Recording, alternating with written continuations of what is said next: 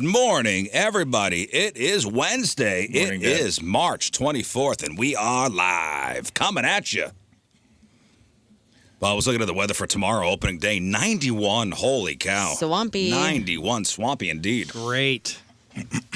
Should be a record, they're saying, as far as the heat goes. Don't you feel weird? We've been through every season in the last, week. I know. Been nuts. Snow, rain, fall, spring, summer. I know. Heat has I been know. off. Air has been on. Heat's been back on. Air back on. Heat back on. Yeah. Yeah. That's In not less for than me. 7 days.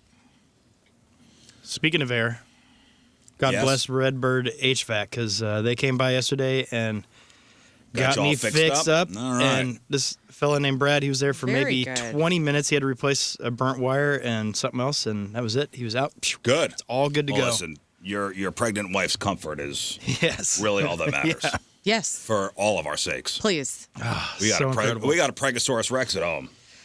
Who could, Yeah. Does she like that? I don't know. that mood? Yeah, could- she it's does. true. I don't know. It's true. I don't know how That she feels mood- about that nickname. That mood could Pregosaurus Rex. turn on a dime. She could take you. You know what I She mean? could Yeah. take anybody. Yeah. Yeah. Al's you know- lethal right now. You don't want to get a pregnant woman pissed. Oh no. Hormones are a hell of a No, drug. thank you. Yeah. Yeah, I don't like crying. Oh, I do. It'll go from laughing to crying to rage within 5 seconds. Careful, buddy. Yeah, every season all in Thank one, you. just like St. Louis. Careful, buddy. Does she have any food cravings? Yeah, she's been getting, she'll have one for a couple of days and then be sick and tired of that and never want to have it again. And so then we have Anything to- specific? Any weird? My wife never had any weird. Well, today food she cravings. asked, she was craving gelato. She told me that this morning when I was leaving. Oh, then I'm pregnant. Yeah. Oh. She's like, can we have Because I'm craving gelato? it, too. Yeah, I really you're want constantly gelato. craving gelato. I don't- Gelato, huh? I don't Not ever ice get cream. Oh, you know what it is? Gelato. The big one is the sushi. Ah. And She can't especially, have Well, she sushi, shouldn't right? have raw fish. well, no, it's the cooked one from, you can go to Deerberg's and they have it Oh, all okay. Oh, okay. laid no out raw there. fish.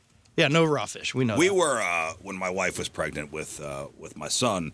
We were at a very high-end birthday, not a birthday party, a wedding, and there happened to be one of the Iron Chefs, Iron Chef Morimoto, Ah, yes. was at the wedding and he was doing sushi. And I go, I know you're pregnant, but we're gonna roll the dice on you eating raw fish. Whoa. When is Also- this gonna roll around again? Also, I mean, didn't pregnant people that lived near coasts back in the heyday, of humanity, they were eating fish? Sure, but they also lived to 25. Well, that's a good That point. was being old. Okay, never 25, mind. you're old. They were having kids at 17 or earlier. Yeah. As soon as they were fertile, they were popping out kids, Yes. living to the ripe old age of 23, elderly. Let's start off. They never died ugly. They were always hot back then. You know what I mean? No wrinkles on their face. They look at the What a way to casket. go. They look so good. Open casket for the 1200s. Well, yeah, Lit, they were, dude. 1200s. Okay, you died- I don't know, We're or jumping died around at the whatever. 27. timeline. Of course you look good. That's what I mean. We're jumping around the timelines, guys. It's wonderful. I would like to start A off wrinkle in today time. with something, Get her something some. positive. Yes. Go to the hill. Gelato de Rizzo, Let me write it down. and you'll be the best husband in the world. Gelato. There's a gelato spot on the Doritos. hill. It's Gelato de Rizzo. oh yeah, Spell that. Diriso Not Rizz. with gelato. Not you. Risso, I guess. Maybe I'm It's saying. not always about me. It's you look to find your name in I things. was looking a little Very bit. Rizzo. I They might was have wondering one if there in was a couple Kirkwood, Z's too. in there. I'm Okay, not all gonna right. lie. Hey. I'm not gonna lie. It's so freaking good, dude. All right, well, thank you for I was that. late to the game on gelato. I was always resistant to it. Yeah, what is gelato? What's different about it? Italian ice think cream. it's- Healthier ice cream because No, you're I Italian? don't know if it's healthier. Oh, well, it's I not think there may be milk more. fat. I think there may be more milk fat in it. Oh, Oh, I thought it was I thought it was ice. dense, silky texture and intense flavor produced by churning at lower speeds to incorporate less air. Made primarily with milk sugar and less cream. Less cream. Okay. Oh. Okay. Fewer egg yolks than American ice cream. It is See? lower in fat. Oh, my goodness. Served healthy. slightly warmer, which enhances its creamy, smooth We do it right. mouthfeel. Oh, man. Okay, so a healthier ice cream. Exactly. Just say Maybe that. that's why I don't want Thank it. you, Italians. Oh, I just That's read something. why I was resistant to it. I was like, no, thank you. I know sherbet when I see it. Blech. No. I could mess with some sherbet. Me Yeah. too. And that's the thing. I was resistant to that because I just saw moms eating it my whole life. What's sherbet? Sherbet I is mean, I know what it is, but what's the Divorced difference? dad ice cream. Oh, I thought it was mom on a diet ice cream Yeah, but no, you My go dad in had the it. 80s. when you next time you're in Quebec City, go to the boardwalk there, and you get their sherbet, and it is the coolest experience because you feel like you're in the old Europe world, and you feel fancy. It's short. Let me ask you this: It's more fruit. Sherbet. Is it? What is sorbet? Is that the same? And we say sherbet. What's happening? I don't know. Okay. I'm getting to the bottom of it right now. It's kind of like Sersha. It's like Irish cream. Sherbet is more fruit dense. Only has 1% milk fat.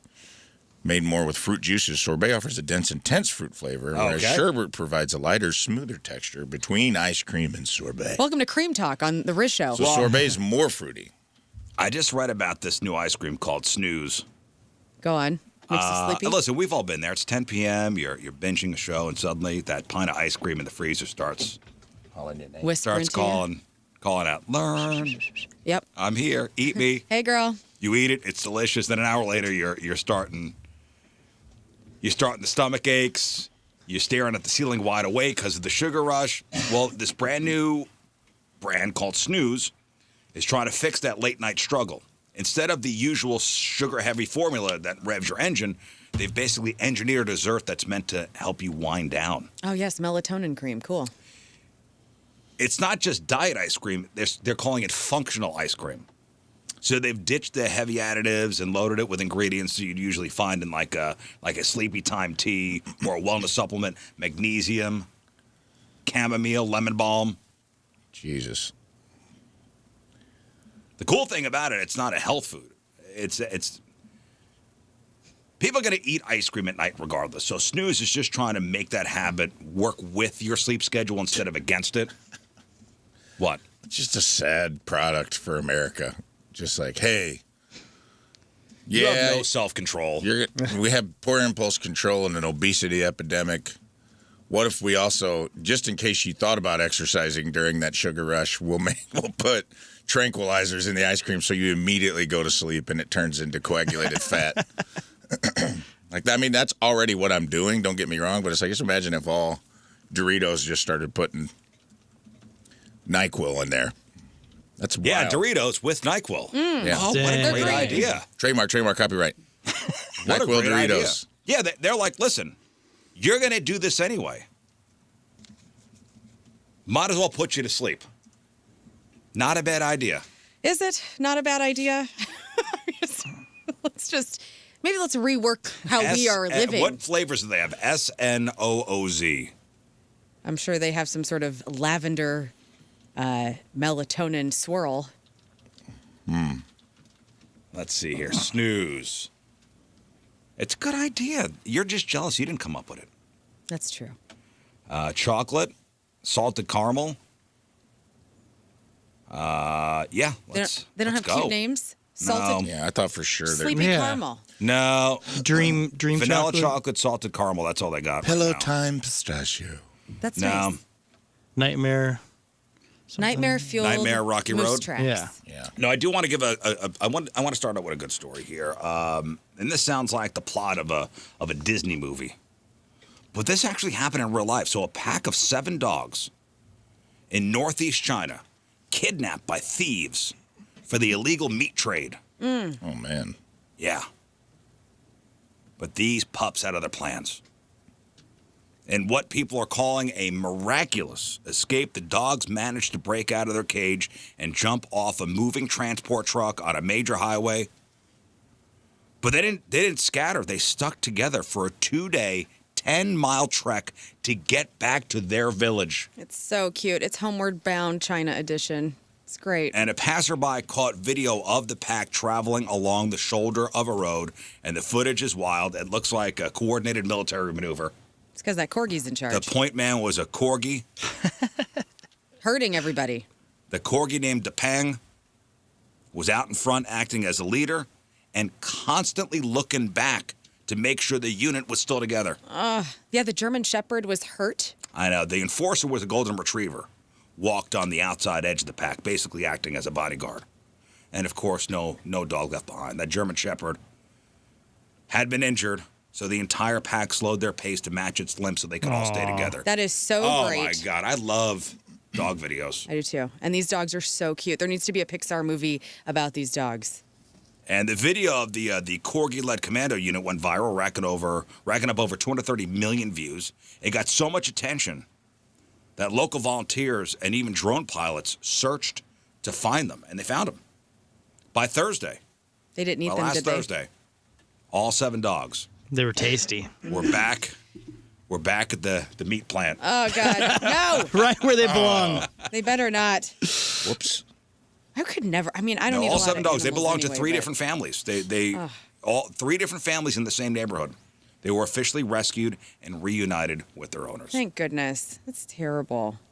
Oh, man. I love them. It's been like between Punch the Monkey and this pack of dogs that's escaping the illegal meat trucks. I mean, I am just, my algorithm knows me very well. Give me all these good animal my videos. algorithm knows every once in a while I need one of these dogs to kind of cleanse the palate. Yeah. No pun intended. Yeah. As far as the meat things goes, but Whatever happened to old Moo Dang? Moo Dang was. oh, the hippo? We found Punch and we tossed Moo Dang to the side. Well, somebody broke into his pen Yeah, last I saw week that. Some dude. Jerk. to take pictures. Yeah. Should we take some Wu pictures? Dang is older now, and people are still obsessed, but Yeah. that guy sucks for breaking in. and Yeah, trying somebody to broke get in. her. I think to just take pictures. Yeah. Yeah. What's the update on Harambe? He's still dead. R.I.P. So one of the owners was like, "Hey, I'm not surprised the corgi was leading the charge, calling him especially smart and a natural at finding its way home." Little shepherd. That's cute. That's what they do. That's their job. Corgi is the queen's dog, right? Yeah, Queen Elizabeth had Queen Elizabeth had corgis, many of them. many corgis. They kinda Little look duster similar. dogs. All right, here's a question, and I brought this up to learn before the show. All right, if you were at home and we all got pets, and our pet could only say one phrase to us, but that's all they could say, one phrase, what would you want that phrase to be? Yeah. If your pet could only say one thing to you, what would you want it to say? I would want them to just say I love you to me all the time because I know they do. That unconditional love that only pets really give us. I mean, it would be great to just hear I love you. Is it something to I love convey you. maybe a need of theirs? No, I mean, their needs are completely met. They don't need to say anything. These cats are living. So you just need something to tell Tell me it loves you me all the time. it loves you. Like when Clover pops on my How lap, sad. it'd be so great. She's just like, love you. I love you. I was more Aw, that would thinking be of nice. them. Like I'm hurt. Oh. Oh, My stomach hurts. I thought of possibly like, hey, just a heads up, there's an intruder that's getting near our property. Oh. And tells you very businesslike like that? Yeah. No, the bark already tells you that. He's got a bag. Why do you have a problem with what we want? What do you want your dogs to tell you? I feel like you need your cat to tell you, hey, this is why I'm upset. And why I'm peeing in this one room. Yeah, that's true. I'm really not happy about this gray cat on the porch. Yeah. I feel threatened and insecure about my love for you. You can only have one thing. That's you can't like, have a but that's full one conversation. subject. That's one subject. Why am I pee-peeing everywhere? Maybe even bring it down to one word. Mine. What's one word? Maybe bathroom, or Bathroom. hungry, or hurt, or sick.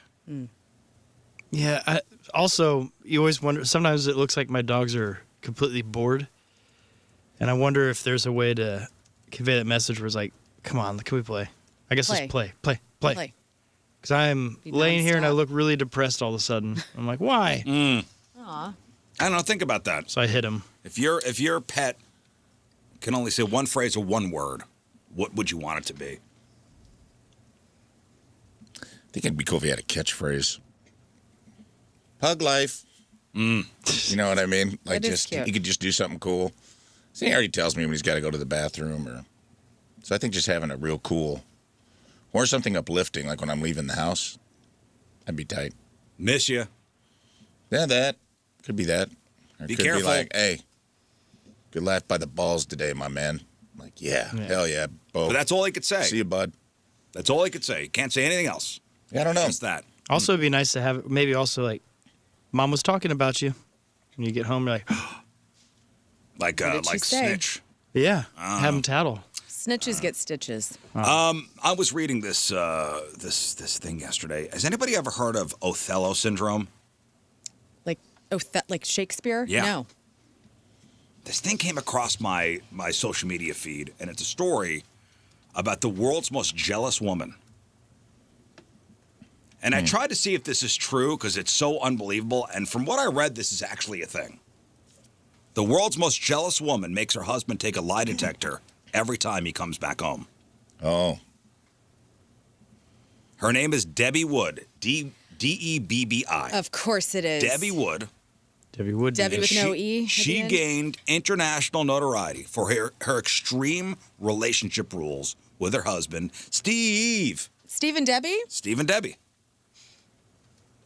Diagnosed with Othello syndrome, which is a psychiatric disorder characterized by delusional jealousy, Debbie famously required Steve to take lie detector tests every time he returned home to prove he hadn't been unfaithful.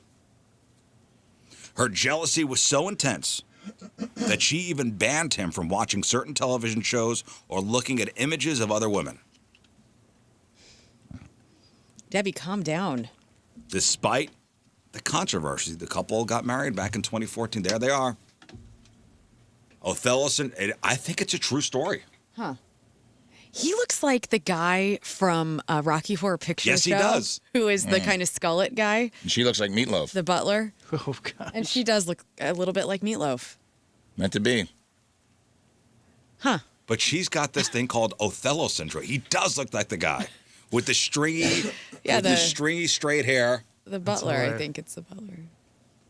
That's crazy. She kind of looks like Chris Elliott in Scary Movie, too. Mm-hmm. Oh, yeah, with your good with your good hand? Yeah, a little bit. And Neil Hamburger.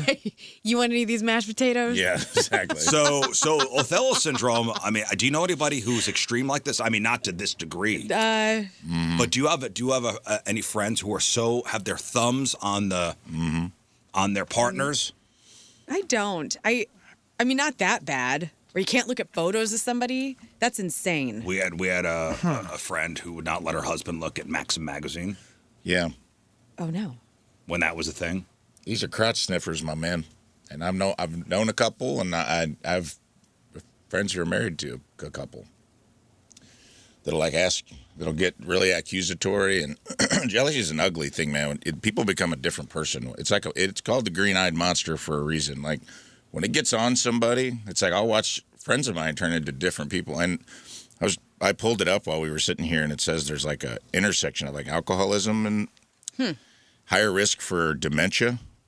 Oh, dang. 8% of people with dementia experience, often linked to Lewy body dementia. Because, man, I got a friend who's like, if she has like one glass of wine, her husband is a piece of trash. That sucks. Anyone he's talking to, and he's like an outgoing guy. She just gets like, yeah, what are you talking to her for? What are you talking to that person for? You know, like just gets really like super jealous, super accusatory. And I'm like, man, that sucks. Well, so Othello syndrome is named after Shakespeare's Othello, who, as we all know, murders his wife after being convinced she is unfaithful. Mm-hmm. It's also known as delusional jealousy. And it isn't just being a jealous partner. It's a subtype of delusional disorder where the central theme is the ungrounded and irrational belief that one partner is being unfaithful. Right. Mm-hmm. Usually this happens in immature relationships, I would say. Like if you have a jealous partner who is like Rafe's example of his friend, or like I've dated guys like early on in the relationship, it will become like a big deal. Like if, you know, like one of my exes, if I talked to like one of my other guy friends, he would like lose it. And I'm like, what the hell's your problem? And this is somebody who, the guy friend had been in my life longer than that guy. You know what I mean? And we already had this established friendship, and I'm still friends with him to this day. And this guy just could not handle it. And it was so annoying. I'm like, dude, this is like not even an issue. Like, get over yourself. I got a buddy whose son is 17 years old. He's just starting a date. And I guess his mom was going through some of the text messages back and forth between the 17-year-old and the girlfriend. And she's like, the girlfriend treats him like crap. Oh, no. Treats him like, you know, he's cheating on her all the time, talks to him like he's a piece of garbage. And she's like, well, and the dad's like, I think I'm going to step in. I go, I don't know if you need to step in. It's an experience to know. I said, right now, your son, who's 17, has got all these hormones going on. Mm-hmm. You have somebody interested in him. Or he's got somebody interested in him.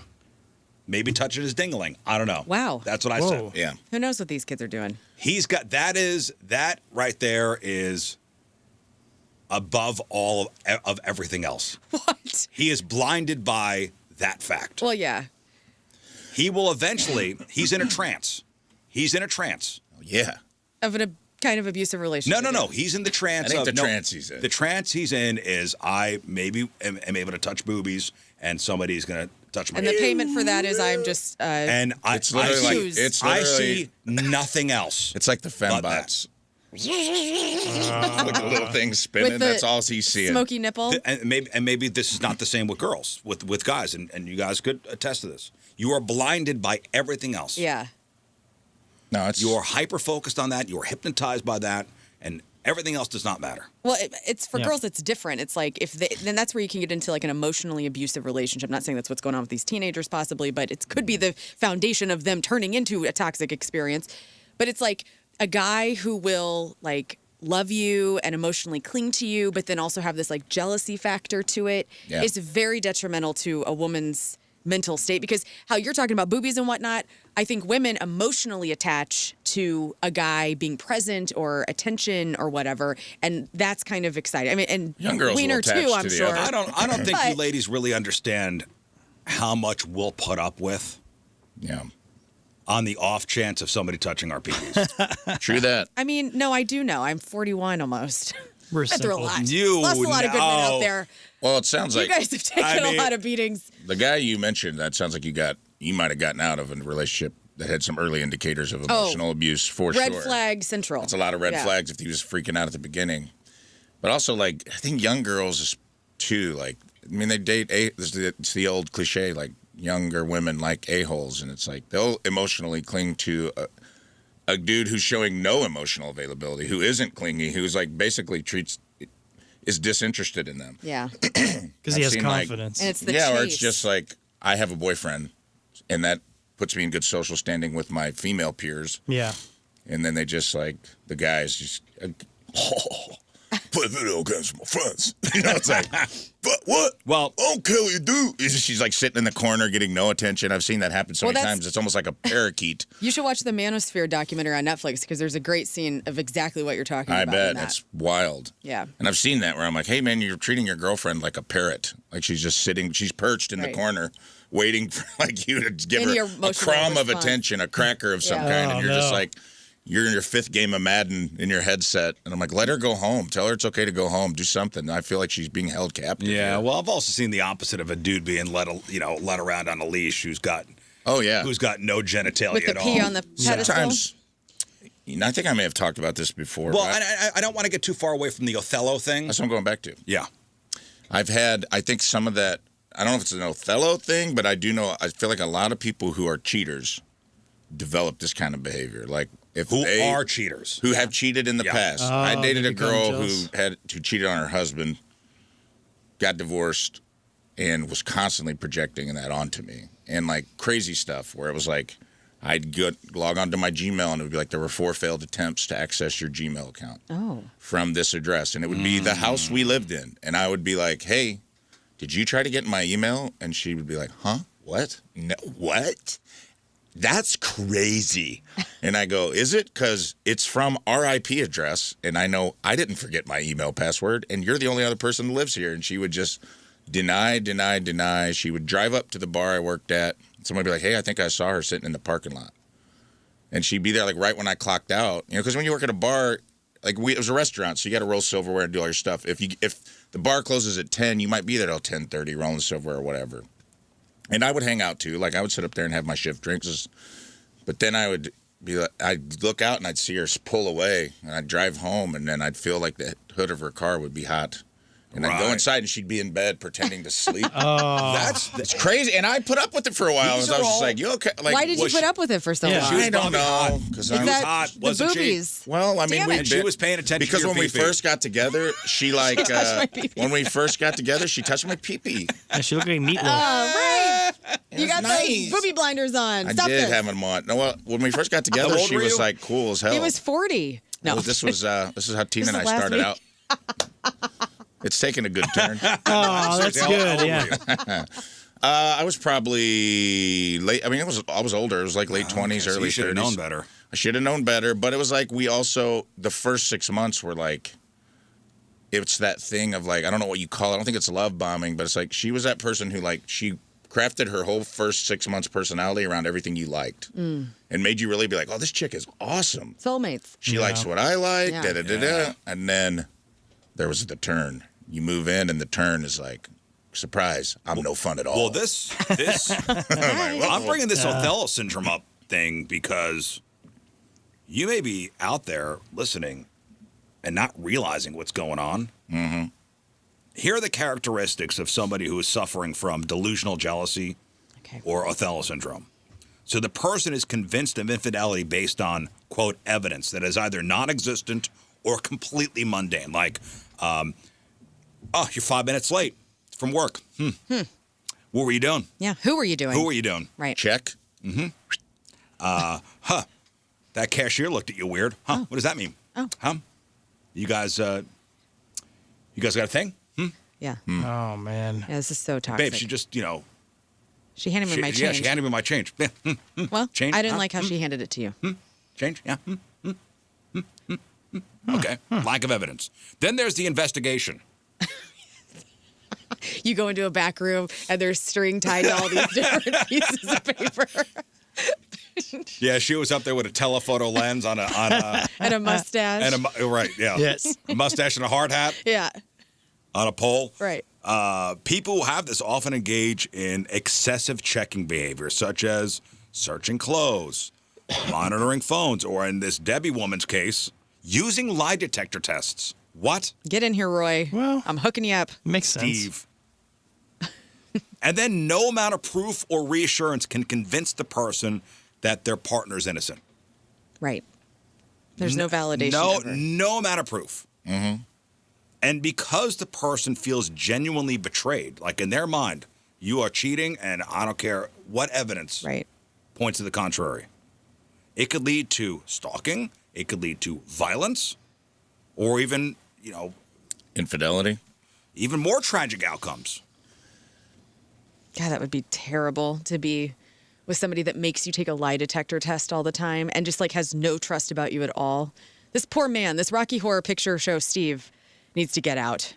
Okay. And she needs to go to therapy. The irony of the lie detector test, it's basically, it's counterproductive for somebody with this because the disorder is delusional.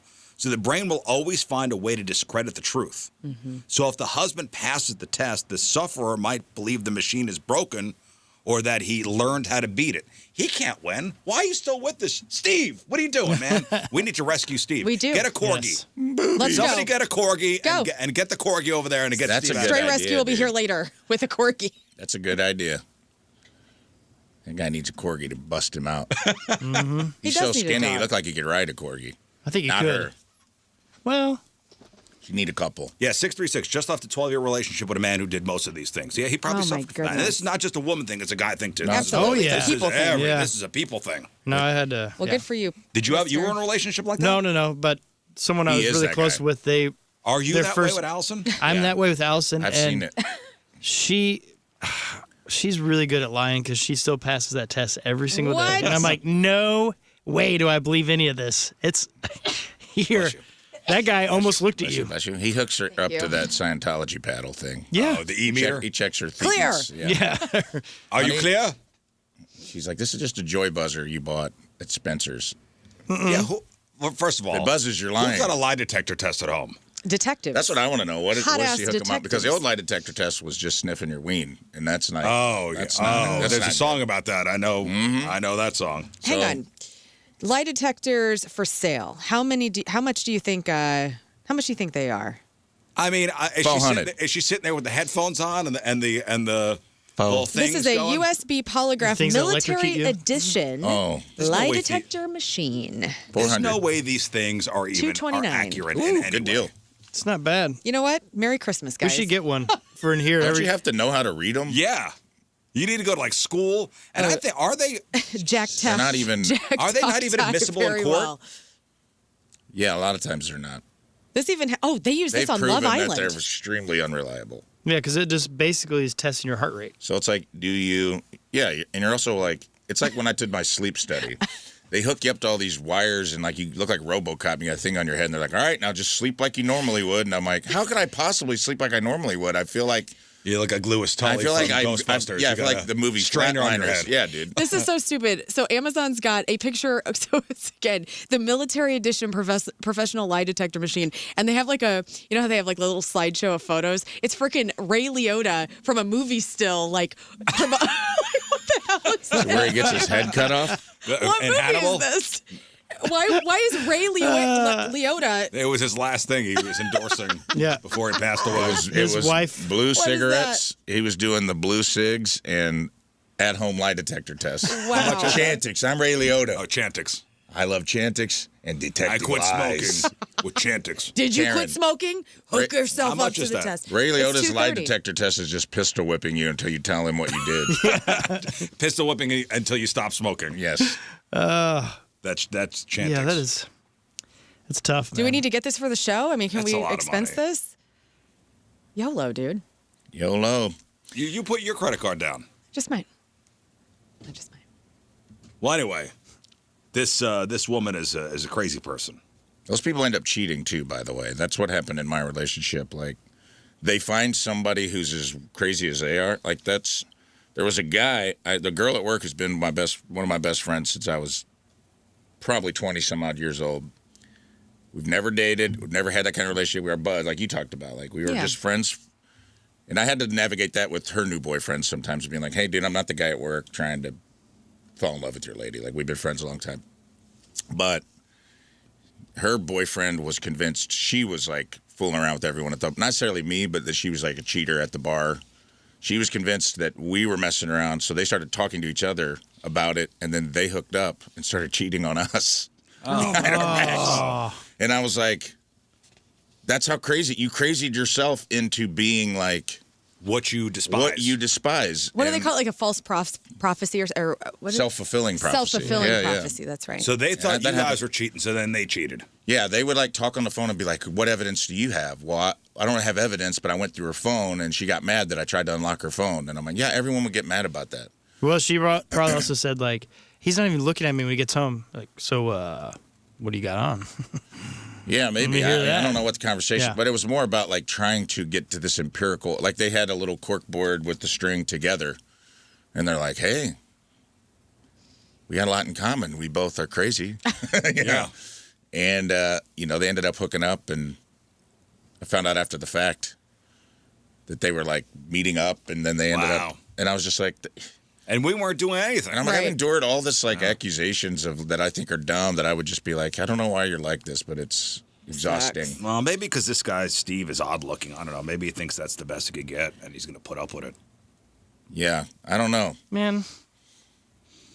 And maybe it needs to be she might have some stuff going on too, like some self-confidence things. She does. They're saying usually this Othello syndrome doesn't happen in a vacuum. It's often a secondary symptom of something else. Like they're saying she's got body dysmorphic disorder, which is likely fueled by her deep-seated insecurity and a need for total control. Yeah. So that sucks for her. There's a lot going on there. She needs to get some help. Yeah. They all need. He needs to get the hell out of there, and she needs to go see somebody. Adopt a corgi, tall man. To get a corgi in there, get him out of there. Somebody rescue Steve. And put her somewhere for about 30 days and just kind of let her work. I don't know if they're still married. This is a story from a while ago. And I just came across it. But this Othello syndrome thing, really. Very interesting. Very interesting. Yeah, that is a strange. It's just such a weird one to get into. Because that's where also you said it causes dementia and all that. Because you're meditating constantly on fear and you're just never free. No. And you're purposely putting yourself in your mind prison, and you can't get out. Well, it could be a feature of schizophrenia and bipolar or even severe borderline personality disorder. Wow. Research suggests it may be linked to a dysfunction in the frontal lobes, which are responsible for reasoning and fact-checking our impulses. This is a serious thing, man. Get out of there, Steve. Get out of there, Steve. Get out of there, Steve. All right, here's another one, and this was an email sent to me personally by listener Rachel. Please don't use my name. Okay, sorry. She writes, and the subject was, and this is what got me, golden retriever with abs. Great looker, bad thinker. So she writes, I already know I'm about to sound like the shallowest person in St. Louis, so let me just lean into being the villain for a second.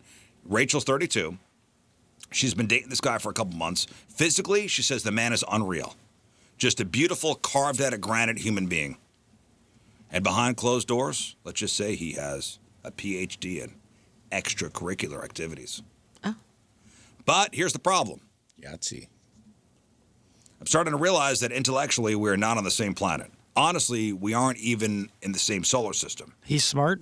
Every time we're out with my friends, I find myself mentally diving across the table to cover his mouth before he finishes a sentence.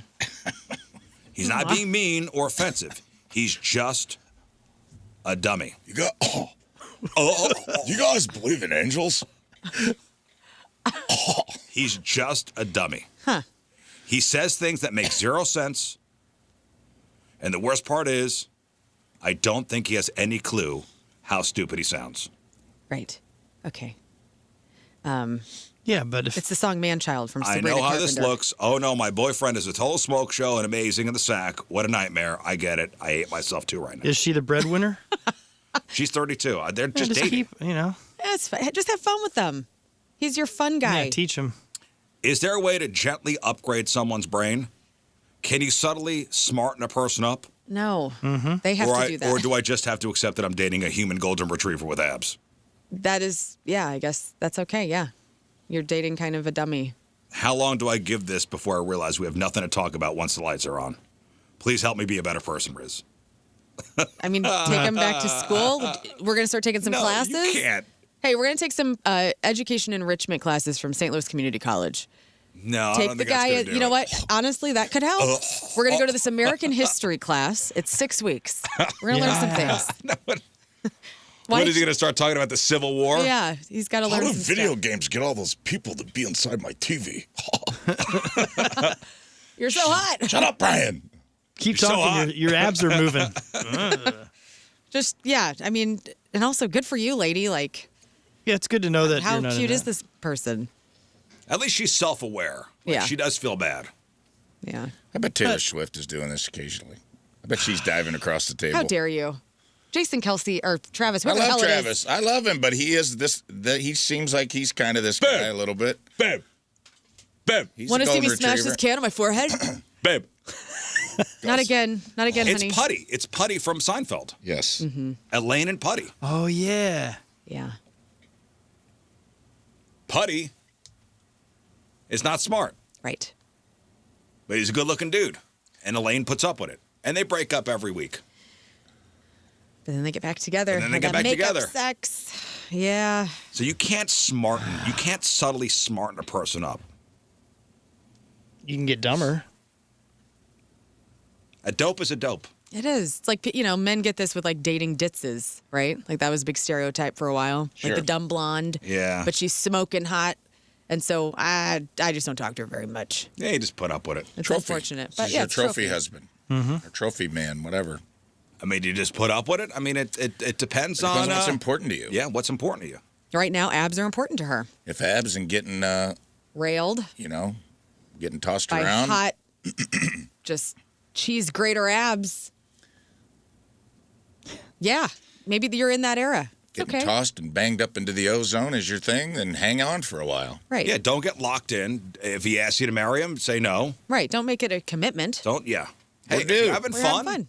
if you're having fun, have fun. But if he does ask you to marry him, it's good that he's asking questions. Like, I would take that as he's moving in the right direction, starting to ask things, trying to learn stuff. Right. Yeah. Let him down easy. You Yeah. know, don't hurt him. Get him some like Legos or something so when you go out to dinner. Or an iPad. Yeah, Give him his iPad. give him a leapfrog. Hang When, on. Brian, here's your iPad. when you go to brunch with the girls, Brian gets a leapfrog. Babe, can I play Minecraft? Come on, iPad. Can I play on your phone? Yes, Brian. Shut up. Yeah, Ryan. Take your shirt off. Shut up. Can I buy some, babe? Can I buy some new skins for my characters on your credit card?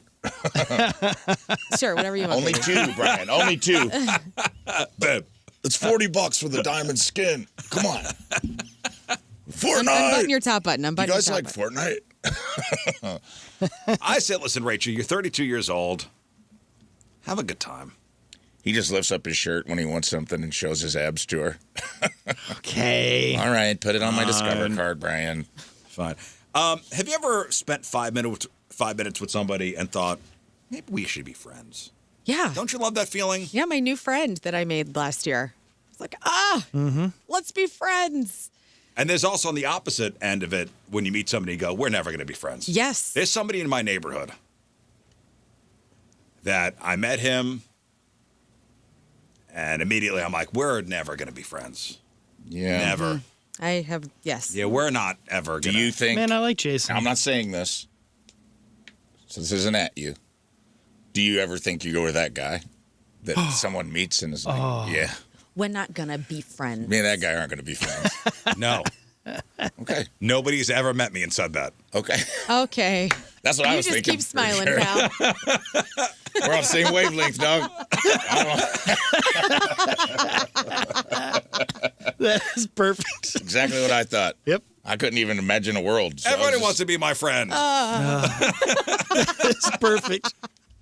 I can't imagine that. What kind of psycho would not want to be my friend? I mean, they want to be your friend because you get Point Fest tickets. That's No, I have come a on. very charming personality. You yell at your neighbors. I got shtick going on. I'm You doing are the whole so thing. right. I'm doing the whole thing. Yeah. We meet for the You're a first time. I got likable whole guy. thing. You are a likable guy off air sometimes. I'm always smiling. I smile when I meet somebody. I make eye contact. Mm-hmm. No, I met this guy. This was at when I was waiting for the kids at the bus stop when they were in elementary school. New family. Mm-hmm.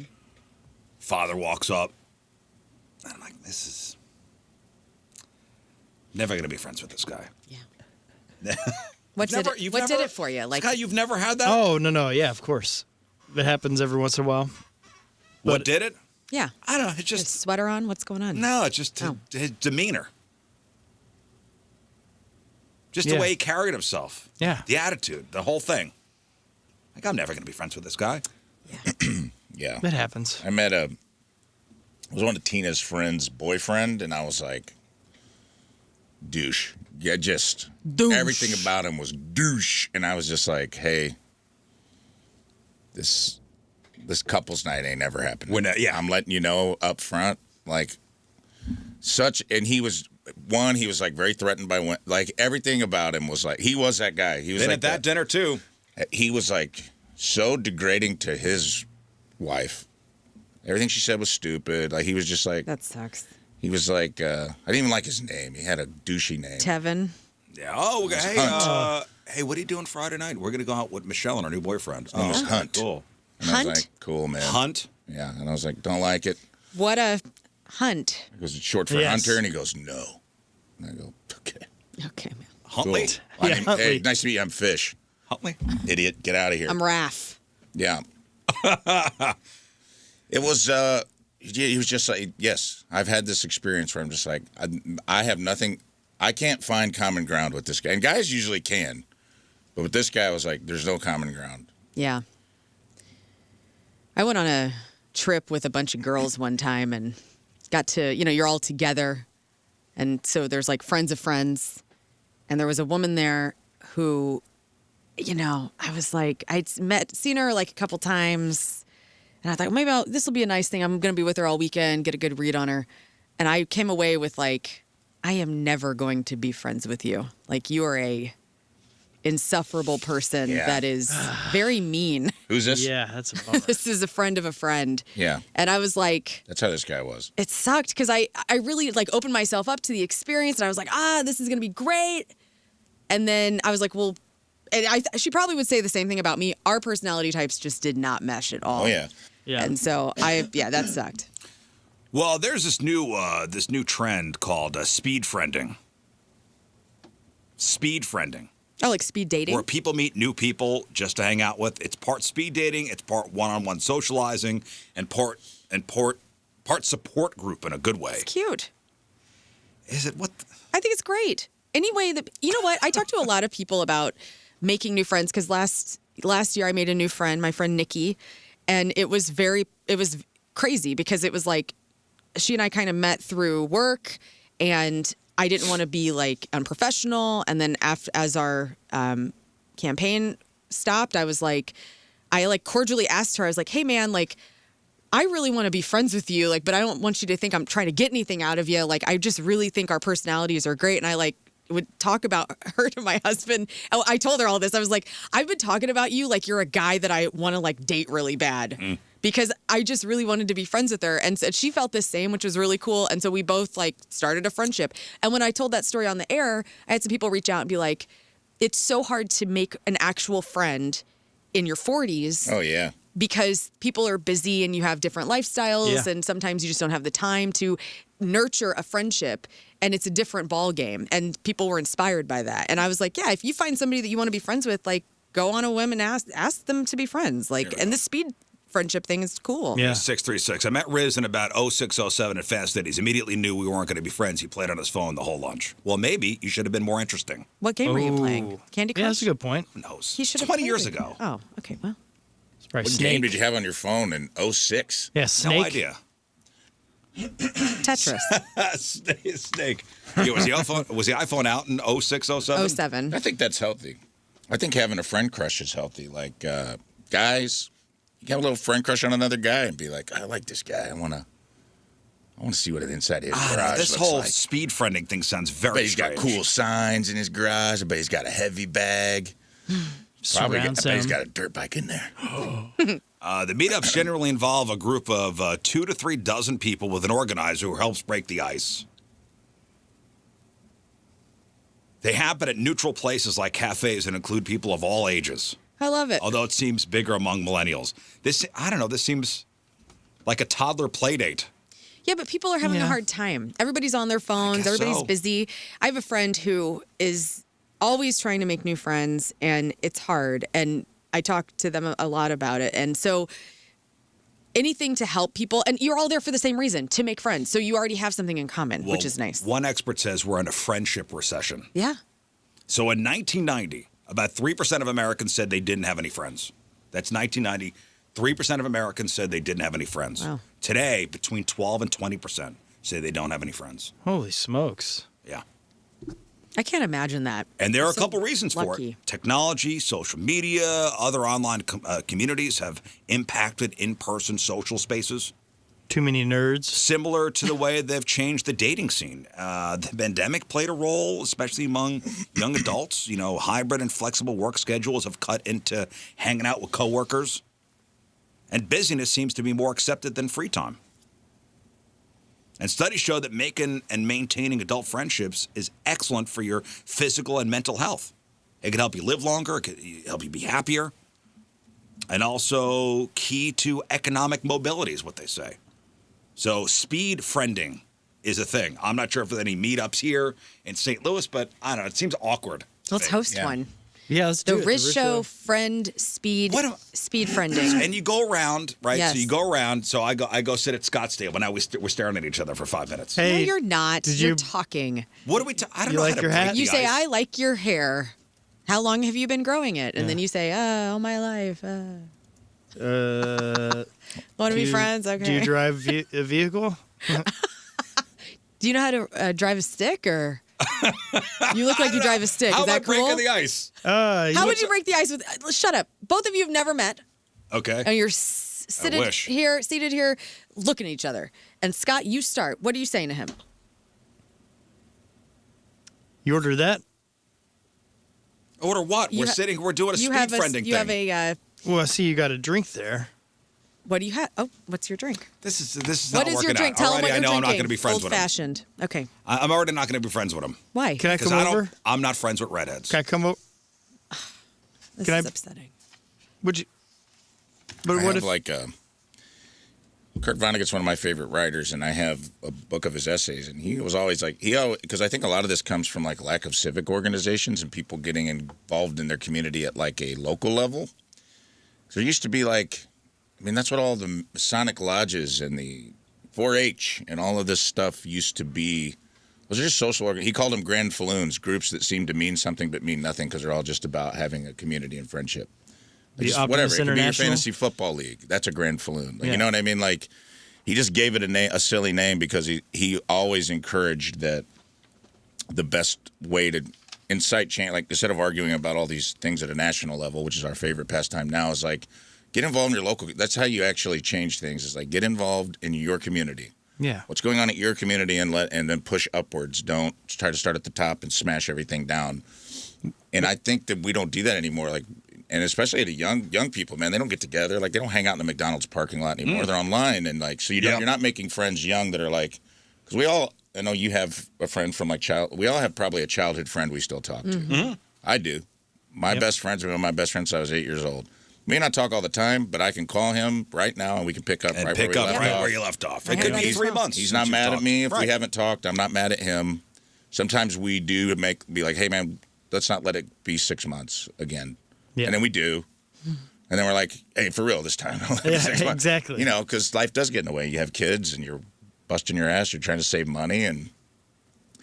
But I think that, like, we need more grand falloons, man. We need more, like, you know, that's why I always encourage people to take an improv class. I'm like, even if you don't like improv, like, you'll make friends. It's a good way to make adult friends. Yeah, when you get out of your comfort zone. It's very low stakes, man. It's very low stakes. You don't have to perform. Just go take the class. You'll meet some people that are like-minded, and it's a good way to make adult friendships, which is very, very hard to do. Yeah, and when you're vulnerable, it's easier to do that. And then also, like last Saturday, our church had a big, they called it campus cleanup, but it's a big volunteer day to get folks out there. And, you know, hundreds of people came out, cleaned up around the campus and everything, and you get to hang out, you get to have lunch together, you get to laugh and be a goofball. And honestly, credit to you, man. Like, I think Team Rizz is that for a lot of people. Oh, yes, 100%. I know people will ask me about it and be like, what's this Team Rizz thing? And I go, man, it's just people with common interests that are... But I see those people hanging out and engaging with each other and making friends, and it's awesome. And built a community. Built a community. Yep. You've built a grand falloon. I don't know if you saw, but a cool thing. They have a lodge now downtown. Nice. They do. Lodge where secret meetings. Nice. They do. It's the old pink slip. The speed friend thing. The Risonic temple, yes. The speed friend thing just sounds just one big recipe for awkwardness. Well, yeah, but you're all there to engage. You would not go. That's fine. That's not for me. But somebody would go, and I think that's cool. The problem with that is if there's going to be the odd man out. There's going to be the person that's so awkward. Leaves with no friends. That, like, you went to a friend event where people were looking, and you still... Actively looking for friends. You still could not land the plane. I feel worse than before I got here. Yes. Well, that could happen. Someone's going to be the least popular It is inevitable. Someone will be the least popular person at for the love of God, we all need friends event. Is it harder to make friends? That's the actual title. When you're older or younger? For the love of God, we all need friends event. Older. Because I think you have more patience when you're younger. You're in class with them more. Kids are full of love. You know what I mean? You get on this earth and you don't have any prejudice about you. That's learned at home or learned in society. So when you start out and you're a little kid, you are everybody. Oh, that's another little kid. Hey, I like your T-shirt. Or, hey, can we play with this? Or, you know, like, it's so much easier to be a little kid because you don't have any fear about you yet. And then as we get older, all these layers start to peel off of our humanity and we become adults and we're, cynical and whatnot. I don't know. I find it, when you're younger, it's easy to make friends because you're in class. Dude. Yeah. And then there's a period in your 20s, maybe 30s, where it's harder. I'm finding it easier now to make friends. I've made some pretty good friends over the past couple of years. That's great. Same. My maybe it's because down. because my kids are playing sports and now I'm with another group of people. Yeah. I'm forced to be in another group of people. Well, it's kind of like going to school. Hockey Dads is a grand falloon. It is Hockey Dads. It's a meaningless association if you look at it under a microscope.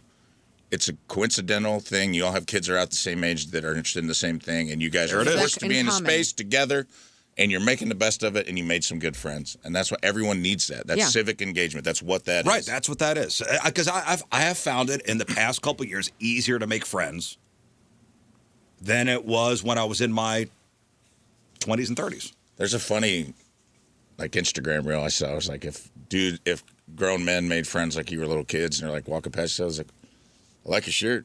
And he's like, you do? Thank you. He's like, you want to skateboard with me? And then they prance off together to go skateboard. And I'm like, that's how, when you were a little kid, that you didn't take much to take the leap. You know what I mean? I think it's a defense thing, too. Like, you've been hurt so many times or rejected, or you've had friendships where you got into a mean girl, or, you were the odd person out. We've all had those experiences where you were in a friend group and, somehow you became, the pariah. Yeah, and you don't even know what happened. You're just like, oh, I guess I didn't get invited to this thing. I guess I'm out of the clique. But it's that so hurts people, man. Yeah, and it's so sad now. Yeah. With younger people, because they could see on social media, like, oh, yeah. It's way more obvious. There's a party going on, and I'm not invited. But I see it on social media. Right. Cool. So you're less likely to engage in that way because it's a form of rejection. It may not be romantic rejection, but it is a form of it, and it still hurts to be like, oh, yeah, I guess that person didn't like me, or you want that person to like you. 573, my wife and I were looking for a babysitter in the neighborhood. We found a nice couple, but the babysitting didn't work out. We still liked them, so I texted him saying, "Hey, making friends when you're older is hard. We still liked you guys. You want to hang out with want to hang out sometime? That's cool. Don't trust you with our kid, but come drink with us. Yeah, you can drink in my garage. Right. Hey, before we move on, a couple local stories here, or local-ish stories here. You hear about this terrifying discovery after buying a Barbie doll. Is it possessed? Oh. No, this was out in the Kansas City area. I've never heard of the store. Cargo Largo. I don't know if it's a local. Cargo Largo. Cargo Largo. Largo. That sounds neato. So this is a Missouri story. It's the kind of story that makes every parent want to double-check everything they bring home from the store. So this woman named Jade Adams, a mom from the Kansas City area, was out doing some bargain hunting at the old Cargo Largo. Mm-hmm. As one does. The old Cargo. I guess it's a popular. It's in Independence. Okay. So Independence, Missouri is out. A little north, yeah. In the KC area, right? Okay. So she picked up what looked like a perfectly normal Barbie doll. But things took a weird turn the second she and her husband tried to unbox it in their car. So as soon as they pulled the doll out of the package, a cloud of white powder literally exploded in their faces. Barbie was getting high. So Jade, the mom says her first reaction was just pure confusion. She goes, it was like poof in the car. We were like, what is that? It turns out that poof was cocaine. Fentanyl. Oh, no. Whoa. Dude. Whoa. Fentanyl. And local police later confirmed that someone had been using these Barbie boxes as a secret stash. Aww. They found baggies of fentanyl taped inside the back of the packaging. And it wasn't just Jade's doll either. Multiple Barbies at the store had been compromised. Drug lord Barbie. Yeah, these are just devils, man. Drug lord Barbie? Colombian Barbie. Fentanyl, though. I mean, Jade told local news that the whole thing is terrifying to think about. She kept thinking about, what would happen if their daughter had been the one to open the box. How much did she pay for it, though? I don't know. It's at a discount store, so not much. Pretty good deal. So Barbie Kentanol? Oh, nice. Thank you. You can clock out. Okay. Please do. That's good. Kid could have easily, dusted that powder all over themselves in the playroom. Right. I'm surprised the poof in the car. Were the kids in the car when that happened? I don't think so. Man, could you imagine? imagine? In fact, they were okay. Yeah. I thought, doesn't that pretty much... Yeah, you can come into contact with your skin and... It kind of gets you. Oh, yeah. I've heard of cops ODing. Yeah. Just you not wearing gloves. You don't have to ingest it. That's terrifying. For it to have an effect. And that much, if there was enough for it to poof up, that's a lot of fentanyl. They rushed back to the store to warn the staff. They managed to pull all the rest of the tainted toys off the shelves before anybody got hurt. Independence Police Department says they've now accounted for all 5 of the affected dolls and don't think this is a problem at other retailers. But still, it's a pretty big wake-up call to all the parents out there. You expect to find a plastic brush or a tiny pair of shoes inside Barbie's box, but not fentanyl. Yeah. New from Cartel. Drug Lord Barbie. Cartel. Yes, nice. Okay, Scott, you redeemed yourself. All right. All right, if you've been driving down 44 and noticed, let's say, a unique aroma in the air, this is out in the Phelps County area. You aren't imagining things. There is currently a massive pile of rotting tofu hanging out. What? And it's been there for about a month. Oh, no. So back on March 1st, a semi-truck hit a guardrail near exit 172 by Jerome. Jerome is out near Rolla. The truck went down. It took 40,000 pounds of extra firm tofu with it.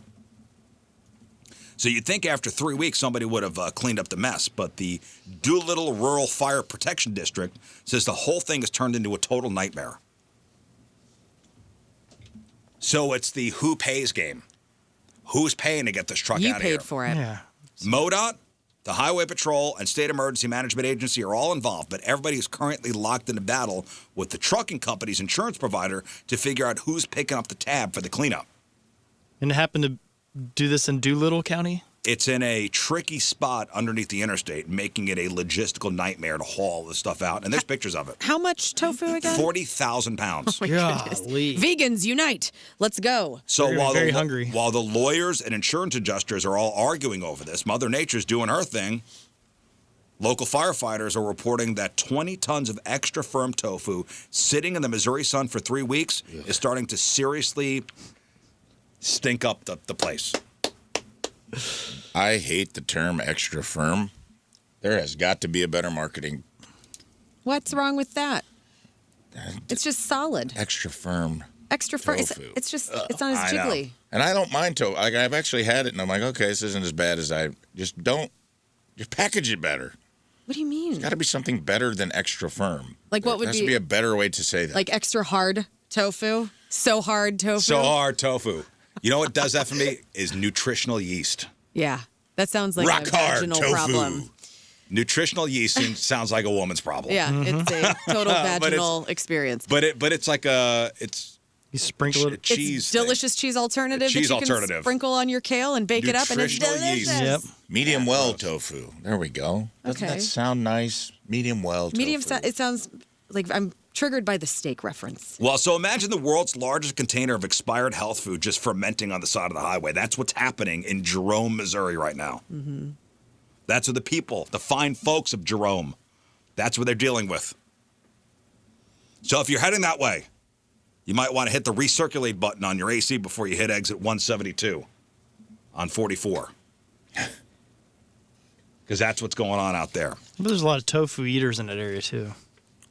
This one is right here in town. So I don't know if you heard the story of Dr. Craig Spiegel. No. This has been going on for a while here. He's 70 years old. He's a former pediatrician out of Bridgerton. Okay, Craig Spiegel. Just hit with a 20-year federal prison sentence for what can be only described as a decade-long horrendous breach of trust. Now, I'm bringing this up because of this guy's very bizarre defense in court. So he worked out of an office near 70 and 270 right by DePaul Hospital. You know what that is? 70 and 270 up this way. Dr. Spiegel wasn't just a doctor. He was essentially running a high-stakes drug ring where the currency was sex, explicit photos, or cash. So between 2014 and 2023, he illegally wrote over 1,200 prescriptions, handing out more than 73,000 pills, mostly opioids and amphetamines. And the victims here, the details are heartbreaking. Investigators found that he abused at least 24 women, many of whom were struggling with drug addiction. Even more disturbing, some of these women had actually been his patients when they were kids. Because remember, he's a pediatrician. Oh, Lord. The court heard a letter from the mother of a woman named NL who died of an overdose in 2022. While she didn't overdose on his specific pills, her mom wrote that her daughter died slowly every day under his care. Oh my gosh. Because he kept feeding her dangerous cocktails of drugs while knowing she was an addict. Oof. So when it was Dr. Spiegel's turn to talk in court, it took a weird and I would say downright offensive turn. So after apologizing and saying his mother would turn over in her grave, he tried to justify his behavior by talking about his family history and the fact that some of his ancestors died in the Holocaust. Yes, the Holocaust offense. Okay. Hear him out. Well, the judge wasn't having it. So I was a drug dealer, and I handed out over 1,200 prescriptions illegally. Because of the Holocaust? Of the Holocaust, yes. The judge wasn't having it. He called the excuse offensive and inappropriate. Shut down the argument immediately. And gave him 20 years behind bars. And he's also got to pay back over $144,000 to Medicare and Medicaid for the fraudulent prescriptions. Yikes. Wow. The Holocaust defense. Do no harm. He does That's have not taken seriously, it sounds like. 4 out of 5 stars on Google. No. You hear? I mean, I know that we report on this stuff, but I'm like, is anybody just out there doctoring anymore? Can we just have regular? Yes, there are good doctors. Anybody's out there? Is anyone out there not? exploiting people. Like, come on, man. People just do your job and be good at your job and be There kind. are good doctors out there. I know. I'm being hyperbolic, but it's like, I've said the doctors we've worked with through getting pregnant we stuff. stop abusing people. why we Well, struggle with his family went through the Holocaust, so Well, easy there, Rafe. Well, the doctor's been helping us. I mean, he helped my wife get pregnant. two things What? can be true. No. What? What? Why is that weird? What? And And finally, you are the father. and finally, You're like, before we hit the break, You came in the room. You're like, I'm here with the eggs, and you're like, we're done. We're good. No. What do you okay. mean? Why did we freeze these? I don't understand. Let's go back to the waiting room.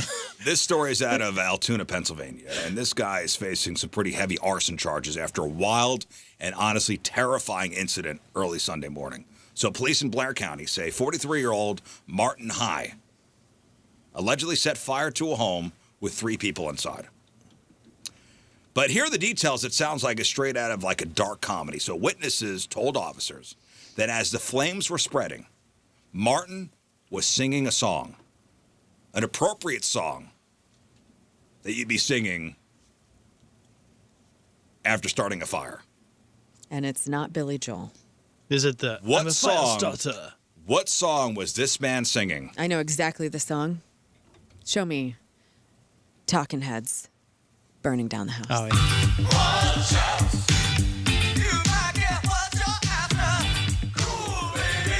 When firefighters rushed to the scene to put out the blaze, he was standing in the doorway singing this song. It's a great song. Great song. David Byrne rules. Yeah, can you get in trouble if you're singing that while it's happening? Yes, you can. Oh. And luckily, the people that were living at the house got out safely. One adult had to be treated for minor smoke inhalation, but yeah, this man was singing Burning Down the House by Talking Heads as he was burning down a house. Mm-hmm. We didn't start the fire. Would have been a better selection for But sure. he did start the fire. That's going to be the song in That's why court. you want some denial. He's not denying it. He's standing in the doorway. Did he have a big suit on, like David Byrne, and Stop Making Sense, where the suit just keeps getting bigger and bigger? Because that would have been cherry on top, chef's kiss for burning something down. Yeah, this guy's facing multiple arson-related charges along with felonies for child endangerment and risking a catastrophe. Yeah. But excellent taste in music. Great taste. Love that song. Talking Heads rule. So as you're burning down a house, you're singing Burning Down the House. Nice. The family's less mad. Like, Nah, they're that's still a good mad. song. All right, let's take a break, but first. All right, today's Team Rizz Member of the Day is brought to us by Hot Shots Sports Bar and Grill. Catch all the madness, grab specials, and help raise money for Wonderland Camp now through April 7th at Hot Shots. Get the details at hotshotsnet.com. From Brighton, Illinois, Janine McGee is our Team Rizz Member of the Day. Janine has been a weirdo and daily listener for years. She was even in the Rizz Show's top 2% of fans on Spotify last year. Awesome. Janine says, Rizz makes me feel like my complaining is normal. Rafe makes me laugh. King Scott reminds me there's still good in the world. Learn shares my love for kitties. Aw. And I like when Moon is on tour pursuing music. I don't know what that is like when he's away from the show. I don't know what that means. I'm just reading what she wrote. Okay. Moon is still at Disney. It's his birthday. Have we checked in? Is he having a good time? I think so. Okay, Yeah, good. he said he was having fun. He's having a great time. Heck, Waiting in he line. loves Disney. He loves Disney. He does. A couple years ago, Rizz, Rafe, and King Scott judged a photo of Janine's feet to tell her if she should start an OnlyFans. Oh, my goodness. They said she's a men's size 13, but feminine. Cool. Do you remember this, Oh, Rafe? gosh. Damn. Say that Her again. foot is double the size of mine. Say that again. They said she's a men's size 13, but feminine. Okay. Talking about Janine's feet. Are you sure that was us? Rafe drew a dong on her husband's shaved head at Oh, yeah. She's cool. Janine McGee from Brighton is our Team Rizz Member of the Day. Get super sweet Team Rizz Member of the Day soccer jersey. Get yourself signed up 1057thepoint.com/Team Rizz. All right, we'll take a break. We'll come back with Crap on Celebrity. All right, Learn, what do you got for us? We got some Oasis news, an update on that Alan Richson story from yesterday with him beating the hell out of a guy. Yeah, you know what? And your spidey sense was very right on. Yep. Yeah. Very much. Bridgerton is also heating up, and lesbians are involved. And then a cool movie and TV. And then cool movie and TV vacation spots for those of you who are like me and like to just go to sets. So I'll have all that. All right, we got that. We got your crappy birthdays. We got the porno birthday and March movie mayhem. Who moves on? And I'll tell you today's matchups. We'll chop it up next. Stay there. All right, welcome back to the program. Phone number 314-624-3833 or 618-398-3833. The Schreier Air text line, 314-649-DUMB. The Bud Light Studio Cams, 1057thepoint.com/Rizz. The socials, at RIZZ Show. Your emails, RizzShow1057thepoint.com. We'll talk to Chris Kerber in a little bit, talk some Blues hockey. We'll play 3 and 5, give away some fabulous prizes. My poor wife, she has her colonoscopy today. Oh, yeah. She had to start her cleanse at 5 o'clock. Last night? Yeah, 5 o'clock yesterday, and had to get up again at 5 o'clock this morning. I just texted her, how you doing? How is she? No answer. Oof. You going to take her later? Yeah. Yeah, I'm going to meet her at the hospital. That's fun.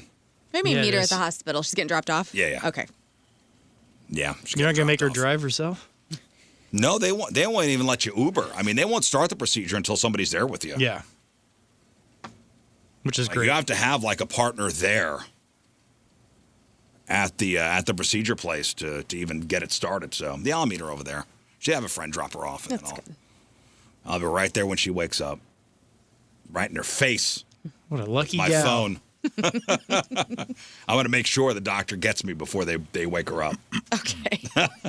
Very controlling husband in the lobby. The most important thing, guys, is get me in that recovery room before she wakes up. We need content for this show. Oh, God, I'm sure she's not going to let me use that on the show. That'll be fine. All right, March Movie Mayhem, brought to you by Amco Ranger and Cantor Injury Law. So we took 32 of our absolute favorite 90s movies, and we pitted them up against each other in a brutal winner-take-all bracket-style showdown, from the action movies and comedies to the teen movies, and what was the other? So it was comedy, horror, teen, and was it drama? Yeah. Yeah. Drama. So yesterday's results, and by the way, it's not just for bragging rights. You know, if you have the top scoring bracket, you're walking away with tickets for Point Fest and that sweet 90s prize pack loaded with random nostalgic swag that Learn put together. Yes. But yesterday's results, Dumb and Dumber versus Office Space. Who took it? Dumb and Dumber. Dumb and Dumber with 68%. Tommy Boy versus Austin Powers. Was it close? I bet it was. It had to be 50-50. Tommy Boy, landslide. I think we made a good argument yesterday for it being Chris Farley's film in this contest. Tommy Boy, landslide. Good. 80% to 20%. I Tommy started Boy thinking moves like on. Wayne's World is in it too. There's other Mike Myers movies in it, so Okay, yeah. There's Something About Mary versus Mrs. Doubtfire. Who took it? Mrs. Doubtfire. Something About Mary. Mrs. Doubtfire wins on nostalgia. Something About Mary's a better movie. Mrs. Doubtfire, 62%. Something About Mary, 38%. Mrs. Doubtfire moves on. Sad. Groundhog Day versus The Big Lebowski. This is probably the biggest landslide, right? I think it'll be closer than you think, but Lebowski wins. Lebowski takes it 74% to 26%. Nice. I was wrong about that. So 3-1. Dumb and Dumber, Tommy Boy, Mrs. Doubtfire, Lebowski move on to round 2. Today's matchups. Now vote via 1057thepoint.com or through our Point mobile app. The Shawshank Redemption versus Fight Club. Ooh. Who do you got? Who do you got? Scott. Shawshank, I'm sure, right? Yeah.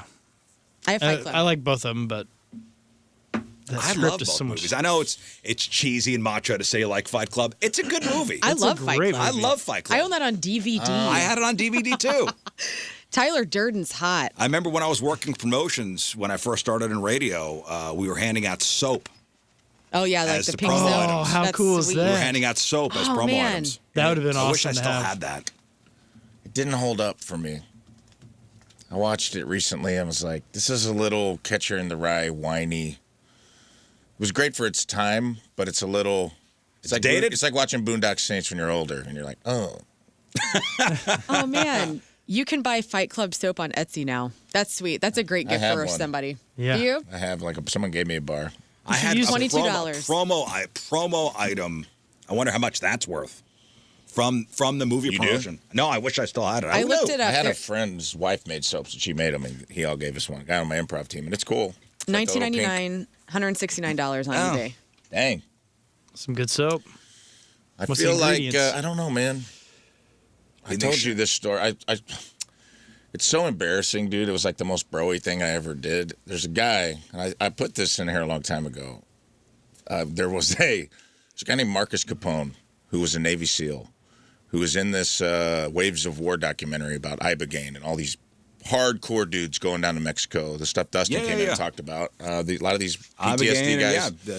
It's and this guy's like he is a legitimate. He used to be the quarterback at SIU Carbondale. When Fight Club came out, and we were walking from the liquor store to Lewis Park, and it was when all the bros were watching Fight Club. And we were talking about the movie, and these two guys were talking about the movie. And they're like, "Did you guys just see Fight Club?" And we were like, "Yeah, dude, it's awesome." And they were like, then everybody just kind of got quiet for a second, and they go, "You want to fight?" And we were like, "And you did it?" Yeah. And this guy, I didn't know who this guy was, and we started to tussle. And I'm a pretty big dude, and I was in real good shape then, and this guy like picked me up and threw me into a fence by Lewis Park, and we had our two littler friends had more to prove, and they were really going at it, like they were fighting. It was like my best friend and him; they were like beating the hell out of each other, and we were I'd say we were at 3/4 speed. I mean, we were punching each other; it was getting out of control. And all of a sudden, we just stopped. Everybody stopped fighting, and we all started laughing. And we were like, "This is dumb." And we were like, "Yeah, all right, see you guys later." Right, bye. And we laughed. There were like people watching in the parking lot, and I remember somebody being like, "You know who that was, dude?" And I go, And they're like, "I was like this one SIU was good too. Like that was the quarterback of the football team at SIU. Like if you would have accidentally even just hurt him, no. everyone in this town would hate your guts." I was like, that seems to be on him, though. A little bit. And also, this dude could destroy me. Like now, this guy would kill me in like 1 second. He's like a certified badass. Probably was then too. He's probably taking it easy on me, and I didn't know it. But it's just like I saw on the documentary, and I saw his name. I go, "This guy looks so familiar to me." And then I looked it up, and I go, "This is the guy." You fought him. And this guy ended up like, I went on to be a stand-up comedian, a threat to no one, and this guy went on to be one of the toughest people on the planet. And That's awesome. It's just funny when you look back on that movie and the time capsule. Like every dude that watched it was just like, "We should start Fight Club, man. dude. This is the guy. We should start Fight Club, dude." It was of its time. It was, but it doesn't hold up. Like when I watch it now, it's a little cheesy. As a girl watching that, it was a different experience for me. Like when I started dating Tim, he lived in Crestwood in a house, like in a bungalow with a bunch of his best friends. And they had I'm not even kidding, like a 7-foot tall Fight Club poster as the decor in their living room. And I thought that was the hottest stuff ever. Like we took a New Year's Eve photo. Like I'm in a hot little dress and he's looking hot. We took a photo like prom in front of that because we thought we were so cool. Which poster was it? It was the promotional, or no, it was it's Tyler Durden, Brad Pitt holding the soap. It's black and white. And he looks all hot. Yeah. You want to talk about a bro night? We're gonna watch. Should we take a picture in front of this? Or this cool Scarface poster. Or we got Pulp Fiction over here. They Those had are like all the three hits. guy You had to have those. No, Scarface and Pulp Fiction soaking. were early 90s. Yeah. Fight Club Or the aughts. were the late 90s. So hey, you want to have a real bro night? We're gonna start with Fight Club. Then we'll wash it down with Fear and Loathing in Las Vegas. Oh yes, Hunter S. Thompson. Those were two movies of its time. Yep. I still like Fear and Loathing, though. I do too. I like both those movies. I had them both on DVD. I still say let's get down to the brass tacks. How much for the ape? All the time to people. It's a very quotable It's movie. a great. I love it. But they were in both movies of its time. Correct. All right. So Shawshank Redemption versus Fight Club. Who will take it? I'm saying Fight Club. I think Shawshank, but I am worried it will be Fight Club. And this will be a good gauge. No, hang on. That's right. That'll be a good gauge to see how mature our audience actually is now. Because if Fight Club does win, we've learned nothing. No, listen. If you're listening to me right now, that was why I wanted to bring up this story. I want you to vote. Your heart. Listen. This is a secret. This is a secret. The curtain is closed behind you. That's right. Vote for your favorite movie, not what you think. What you think is going to happen. That's not right. what you think you should vote for. Vote with your heart. Let's like. go. Vote for what you like. We're not here to judge. Yes. We're just here to ridicule you after the fact. Vote for what you like. Not because you may seem a bit more sophisticated because you like Shawshank better. Right. Do you like Fight Club better? It's fine. Own it. Totally fine. I'm going to vote for Fight Club. Same. I did. My bracket is done. This is my fear. It's a mild fear, but I wanted to tell that story because that is what Fight Club is to me. Like, it is of its time, and I'm like, I'd like to think that everyone matures past that and sees it as like, that's kind of a juvenile, like, whiny. Like, when I read Catcher in the Rye, I was too old. And I was like, Holden Caulfield sounds like a whiny bitch to me. And I didn't relate to me. But if I'd have read it at 13, I probably would have been like, yeah, man, everyone is a freaking phony, dude. You know what? You know what I felt that way with? Into the Wild. Ah, yes. Yeah. Too old. Oh, It was really? before us. Into the Wild Yeah, I was guess the I one saw where the kid that. ran away and he went up to Alaska and he lived in the bus. He wound up dying. Yeah, And you're Emil like- Hirsch or whatever. Emil saw it Hirsch at the was the right kid who age. played him in the movie. Yeah. But the book, I remember reading it and going, this kid is an a-hole. Yeah. Like, I felt no sympathy for this kid. All right, so what do you think's going to win? Do you think Shawshank's going to win? Yeah, I think so. I don't know, man. But also, I could see. What a matchup.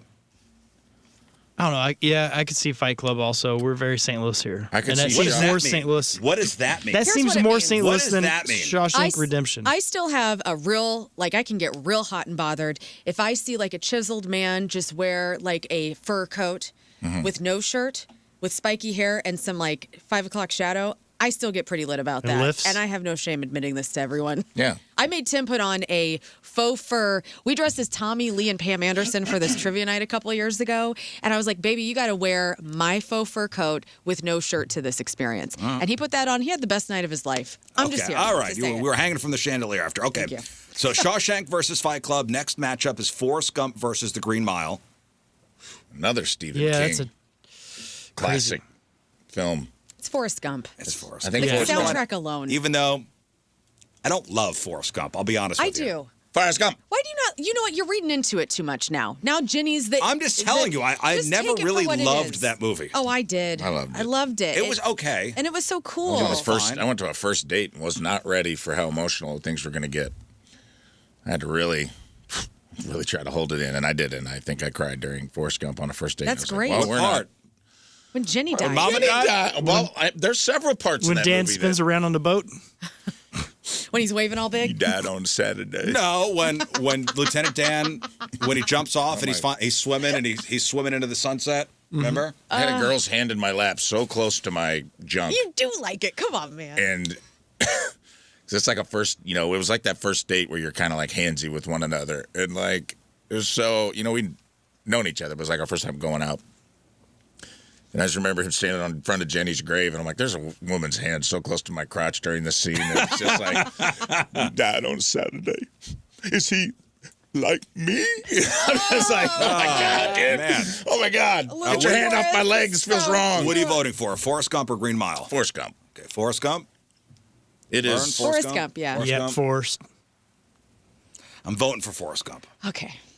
Saving Private Ryan versus Titanic. Oh, Titanic for me for sure. I've never watched Saving And Private again, I've Ryan. never seen Titanic. Well, he just talked about dates, and my very first date I ever went on was we were going to go see Titanic. It was sold out, so we went to Saving Private Ryan. Oh. Incredible Was that first date. Was that in theaters at the same time? Well, at least in our little town it was, up in Macon, Missouri, in this little metal They only shed get that town had two 10 theaters. years. They get movies 10 years at a time. Yeah, pretty much. They're like, Titanic. We just got Titanic and Saving Private Ryan. This was in 2024 that he did this. Yes. But yeah, up there it was this little metal building, basically a barn that they turned into a theater, and it had two screens and tiny little rooms. Yes, Titanic was still in theaters when Saving Private Ryan came out. Yep. So that was my first date. It worked great. We dated for 2 years. Titanic came out in December of 97. Saving Private Ryan came out in July of 98. So I'm sure in small theaters Yeah. or small towns, those two movies were playing. The fact it was still sold out is what's ridiculous. Titanic maintained a massive presence in cinemas for months. Remember how at that time the girls, or anybody, I guess, they were bragging about how many times they saw it? Yes, I still It brag. was like a big thing. I think Saving Private Ryan wins. Yeah, me too. And I think the matchup of the first round, Pulp Fiction versus The Matrix. Ooh, I went Tarantino with that. I went Pulp Fiction. I just think The Matrix was amazing. Loved it. But Pulp Fiction, I will watch that more than I watch The Matrix. Yeah. I think Pulp Fiction is the best movie of the 90s. Oh. Really? That's who you have at your number one in your bracket? Oh. Huh. Also in my heart. Interesting. I think Pulp Fiction is the greatest movie of the 90s. Huh. Yeah, Scott. Okay. No, that's interesting. Dead's dead, dude. Yeah, Scott. What wins? Go ahead. Pulp Fiction versus Matrix. I'm going Matrix. Oh, he lost. Pulp Fiction. Pulp Fiction. Well, I just Rafe? think what's quoted the most. Pulp Fiction is a really great movie, and I feel like that was the true launching pad for Tarantino's career. So I'm going to say Pulp Fiction. Okay. Even though The Matrix was good and of its time. It was great. I love The Matrix. I mean, that movie was on in every college apartment I went to. The Matrix was constantly on. So was Pulp Fiction. Not not in my world, not in the degree that every time we would get stoned at night, somebody would put on They weren't putting on Pulp Fiction. We were watching The Matrix for the 800th time. Yeah. You'd be like, what is this about, man? We live in the Matrix. I've seen. We were in the Matrix now, dude. Get your spoons. Give me the spoons. And I'm like, dude, just chill out. Whoa, I know Kung Fu. Whoa. That's my favorite scene. Yeah. I know Kung Fu. Keanu's coming to town, by the way. He's playing at the factory. Dog Star. I know. Are we going? I want coming to in? see him in the flesh. I want to pitch this, especially you, King Scott, because you're already halfway there. We dress as the twins from The Matrix, and we get in the audience of Dog Star, like the white dreadlock guys that were like had white skin. Yeah. Like, and you're halfway there. Oh, dude. You just that's gotta from change your hair. that's from The Matrix 2? Yeah, the weird looking twins. Milli Yeah. Vanilli? Yeah. And we just stand in the Oh, audience. yeah. They got the while he's white on guys with stage. dreadlocks. Yeah. Just stand there. Just stand there. Don't dance. Just stand there and look at Keanu. Love it. I love this idea. Can we take off I'm work in. the next day? We need some vacations together. Let's go to Dog Star. When is that? It's in August. Let's just follow them for a week. Oh, follow Dog Star on tour? Yeah. We'll just That is gonna. It's August 27th. They're known as the Twins. The ghostly albino rogue programs who work for The Matrix. Yeah. It's a Thursday night. Whoa! We should all dress as different Keanu characters. Yes. Okay. Fine. Who would you be? Who should I be? All right. So we Rafe and King are. the twins. Well, that's not albino Keanu. twins. That's from Well, from like a- side characters where he could still be who he is, Okay. but we're the side characters. That's like I tight. could be like Lori Petty from what's it called? Surf movie, Point Break. Point Break. And Moon could be Patrick the other guy. Swayze. No, the other guy in Bill and Ted. He could be Alex Winter. Okay. Okay. Or am I Warhorse or whatever? Is that Huh? Swayze?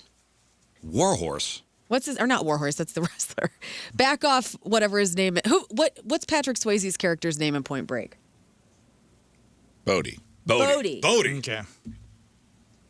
I'm Bodie. I'm going to be Johnny Mnemonic. What? You got to be Dolph Lundgren. Oh, so we have to be side characters. We can't Yeah. be. We either, can't we either be- have to can't all be- commit to being Keanu, or No. we have to commit Or- to being characters in I his think- world. John Wick. If you're going to commit Oh, to be a his dog. character, Be his dog? Be the dead puppy? Be the dead puppy Yeah. from John Oh, Wick. no. Okay, good. I'll be the chick from Constantine. That was a good movie. I could be Al Pacino from The Devil's Advocate. Yes, Perfect. that is perfect for Yeah. you. Yes. Vanity! Okay. Vote for March Movie Mayhem. Sponsored by Cantor Injury Law and Amco Ranger. Hey, end of an era for one of the tech world's most private figures, the billionaire owner of OnlyFans. He died. Oh no. Leonid Ravinsky passed away at 43 What? after a battle with cancer. Yeah. Oh, that's terrible. Dang. So the news was confirmed this week by the company OnlyFans, which shared that he passed away peacefully.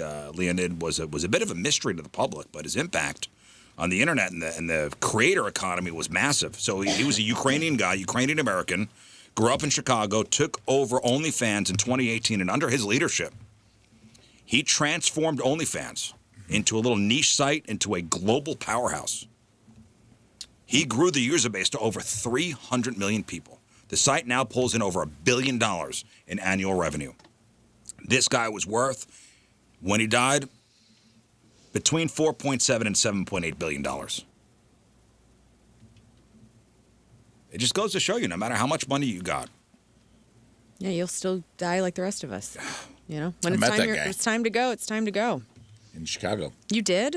Yeah, we had that when Whitney Cummings took us to that crazy Alinea place a couple years ago. Oh, yeah. It was like the really restaurant that everybody waits to get into where you feel like you're going to get murdered at the end of the meal. It's crazy.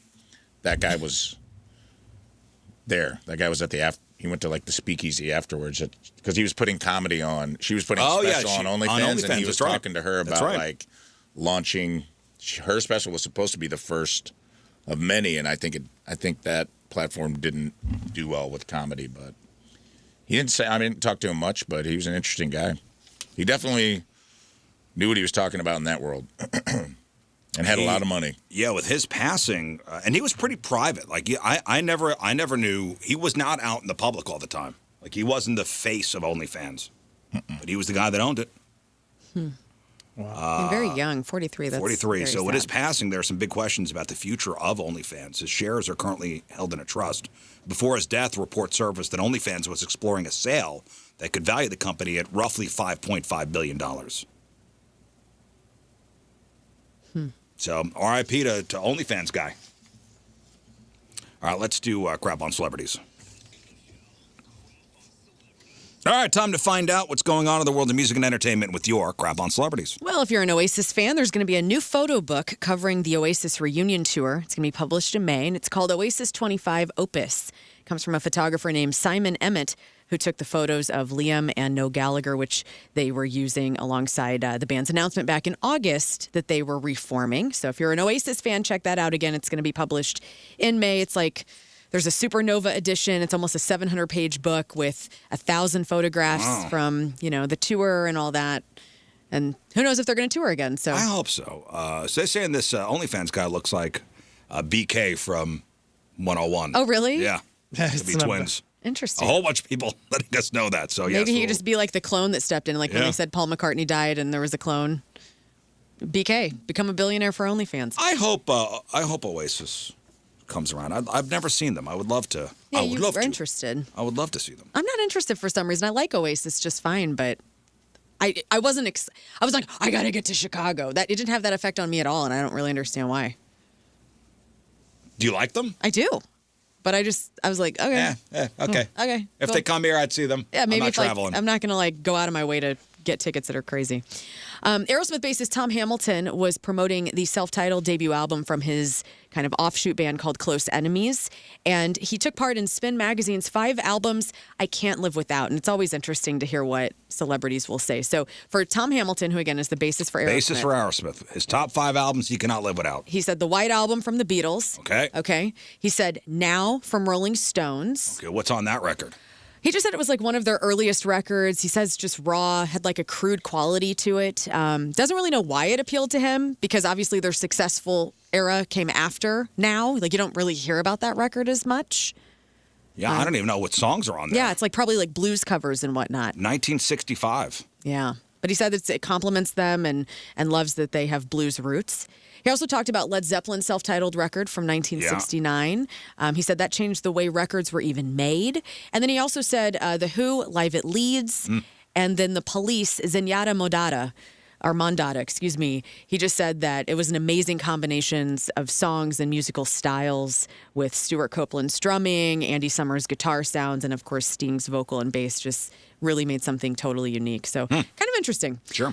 Def Leppard shared an Instagram video featuring current footage of the band members Joe Elliott, Phil Collin, Rick Savage, and Rick Allen set to their 1983 hit Photograph and then transitions back to 1980 photos. So you hate the Iris song by Goo Goo Dolls for this 90s trend. Well, now Def Leppard's trying to get the 80s trend to start with their song Photograph instead of Iris. I love that song. Okay, so Love now that's what we're Photograph. going to see. All of our hot It'll be fun watching biscuit moms their in the fan base 80s. trying to figure out. So how do you get that posted on there? I did the Right. Did I do the video? Yeah, anybody that could do this won't know how. So check that out. There was an old school Guns N' Roses reunion that took place on Monday night at the Troubadour in Hollywood. It was for a fundraiser dedicated to a late LA music industry icon named Jennifer Perry. And so Slash, Duff, they reunited with Steven Adler, and Gilby Clarke got up there. Steven Adler, huh? Nice. Yes. So pretty cool to see all those guys together. And they played It's So Easy with Faster Pussycat frontman, is it Tammy Down? Oh, yeah, Tammy Down. On lead vocals. So that's pretty cool. You can check that out on YouTube. And today is Elton John's birthday. Kind of sad news. Veteran drummer Terry Cox, who collaborated not just with Elton John, but David Bowie and the Bee Gees, he died. He turned 89, and he was, he went out and did like session drumming for a lot of these iconic acts and bands, but was pretty prolific for Elton John's career. So R.I.P. to Terry Cox. You guys watch Bridgerton? Ever, like, or your wives? Watches that. I've never gotten into it, but my best friend loves it. Says it's like pretty steamy. My aunt was really into it for a while. Never watched it. I don't like a period piece normally. But Bridgerton is heating up for season 5. So their latest season just barely ended. Fans are wondering, what's going on for season 5. And that's because the next season is going to center on the show's first lesbian couple, Yes. Riz. So Francesca, Vanya. Bridgerton, and Something I Michaela could get Sterling. into. Yes. So if you love lesbians, you might be into Bridgerton season 5. The announcement dropped via the official X account for Bridgerton, which shared a teaser of 2 women sharing a quiet, spark-filled moment before confirming the new season is in production. All right. Things are going to be All right, well. Hot. in Bridgerton. Girl on girl action. All right. Sponsored by Sponsored by, thank you. Turtle Wax. What? What? Laguna Beach. Speaking of turtle wax, Laguna Beach. Beach is going to have a reunion, 2-hour special. This is like, I'm 41. All of my girlfriends are excited about this. Laguna Beach. Who was that? This was Stephen Colletti, Lo Bosworth, or names like Lauren Conrad. Oh, okay. You may I know remember. those was it names. blonde? All of those women are getting back together. Was that Spencer Pratt? Yes, I believe so. Heidi Montag? Heidi Montag. Yeah, I believe that's so. that's the Okay, one. that's Yeah.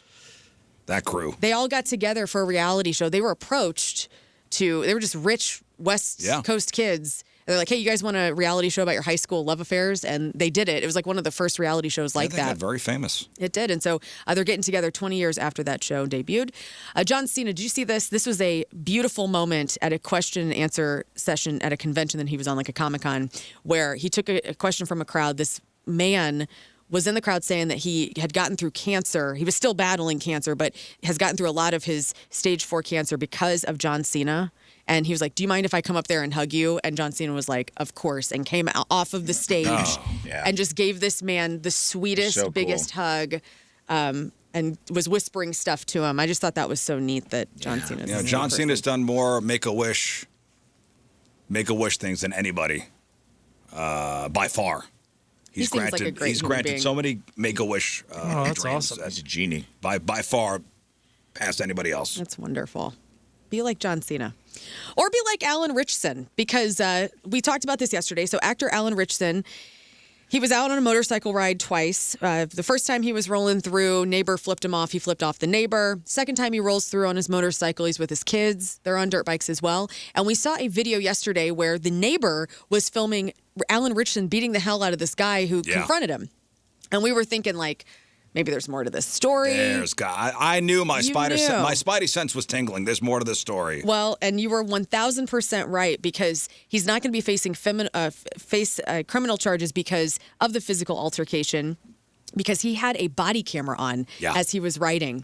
Wow. And so the footage from Alan Ritchson's body camera shows this guy jumping in front of his motorcycle, almost getting hit. Yeah. He puts the bike down. Pushes the bike down. Him down. geez. And then Alan Ritchson's just defending himself from this crazy person who is now in the street wanting to get in a fight. Yeah. I'm Team Richardson. I am too. He's out with his kids. He doesn't know what this guy's going to do. Yeah. I am too. The guy pushed his bike down. Right. He's the bigger of the two, so I'm definitely team. Right. Yeah. Well, here is some In case he audio. asks. And just if you didn't hear this yesterday, Ronnie Taylor was the neighbor who Richson got in a fight with. Here he is telling his side of the story. Now that we know the body cam footage, it kind of puts this in a different perspective. I'd heard this incestuous revving and speeding through our neighborhood of the motorcycle. I eventually saw the guy on Saturday. I didn't know who it was. And I sort of like flippantly sort of said, "Guy, do you, like he was quite away." And I said, "Can you just slow it down, please?" And on Sunday, when I was cleaning my bike outside my house, he rode past once, twice. That was that second bike. There we go. That was that bike that was on the street Something was up with that. that you didn't know about. That was his bike. And on the second time, I walked out in front of him and I said, "You've got to stop. Someone's going to get hurt." I did push him because he was coming towards me on his bike. He did it again for a second time. I pushed him a second time. And I think the second time he got off his bike and it kicked the crap out of me. Yeah, I don't think it sounded like that. No, I think, from what we saw. And also, how smart is Alan Richson for wearing a body camera? Yeah. Also, like, That's did he know he amazing. was going to drive by or ride by again and screw with this guy? That's how many times he's played a police officer or a military guy. So he's like, I got to wear it all times. Yeah. It's a perfect juxtaposition, too, of like, when the guy did the interview with his head and his bruises, he's like, "I calmly went out there. Yeah, right. I said, 'Please, sir. Pardon Please, me, children, sir." please. I appeal to your higher angels." But then the video comes out and he's like, "Oh, they're good looking." He's like, the guy's, even Alan Rickman goes, "Dude, are you drunk?" Like, he seemed kind of hammered. He Yeah. seemed like he might have been drunk. He's like, Pardon me, sir, if you would slow down your motor "I vehicle. hate to be a bother." It's like he made Your it, motorbikes are making Yes. quite a bit of racket. he made it sound like he stood on the side of the road and raised his hand and was like, "Pardon me." And then you show the video, and he's out there being The like, maniac. like spitting and screaming and slurring his words. And he's like, "Dude, are you drunk?" Yeah. man. I'm glad we So finally good, know. good on him for wearing a body cam. We can just kind of put that story Yep. away now. And finally, people are taking vacations this year, hopefully, or maybe you're daydreaming about where you would go. Oh, no, I'm going away. Yes, but you're going to a beach just to Yeah. relax and chill, which is great. I like to travel and I like to see places that I've seen on TV. I'm kind of weird like that. I doubt I'm alone. And the Hollywood Reporter put together a list of 100 travel spots made famous by movies and television. And so these are kind of cool. And some of them, you need a lot of money to get there. And some of them are like here in the United States. So, for instance, Game of Thrones. If you're a fan of Game of Thrones, go to Croatia. Because, and I have a girlfriend who just went to this old town in, is it Dubrovnik? You can go to where like the main city for like... Yeah, my brother-in-law went there with his family. Cersei. Yeah. And did they love it? Yeah, loved it. It was so cool. It was like stepping into Game of Thrones. Yeah. Okay. And it's beautiful and it's Croatia. So there you could go there. We talk about Breaking Bad all the time. You can, of course, visit the house. You can also go to Twister's Burgers and Burritos in Albuquerque, New Mexico and see the storefront And you get there. to go to Albuquerque. And Albuquerque. That's very true. Devil's Tower in Wyoming. And you can act Close like Encounters. Close Encounters of the Third Kind. Yeah. If you're ever in Oahu, which is flooded right now in Hawaii, you can go to see where they filmed Jurassic Park, the original in 93, as well as Jurassic World in 2015. Been there. Have you? Oh, yeah, you and Tina just went. To the ranch. Yep, That's it was right. cool. Where they filmed Jurassic Park? Went to the ranch and they still had like, it was neat because they still had the waterfall you have to take a helicopter to, like the opening credits of the first Jurassic Park. And we didn't have time to do that, but I wanted to. I guess that's the only way to get there. But I was told that's really cool. But we went to, it's something ranch. Yes, it's a Kaloa Ranch. Kahlua Ranch. That's where they get And Kahlua they- Ranch. They drive you around and they have like props like when the Jurassic Park 3, when they get in the little bubble thing and roll down the hill. It still was there, so it felt like you were standing in. It felt like you were at Jurassic Park and you stood in line for this thing. For the ride. It seemed like the ride was coming. Like they had the thing where like the ride began, like you were if you were getting on a roller coaster, and they had some like cool, like fake, like where Samuel L. Jackson was at, like the radio stuff, and it was really neat to see what that stuff's made out of because it's very like flimsy, styrofoam-ish. Really? Yeah, some of it was chipping away because it's like Yeah, it looks it's a so movie real. prop. Yeah. From a distance, it looks so real, and the so stuff they neat. make it Huh. out of it's neat. That's really cool.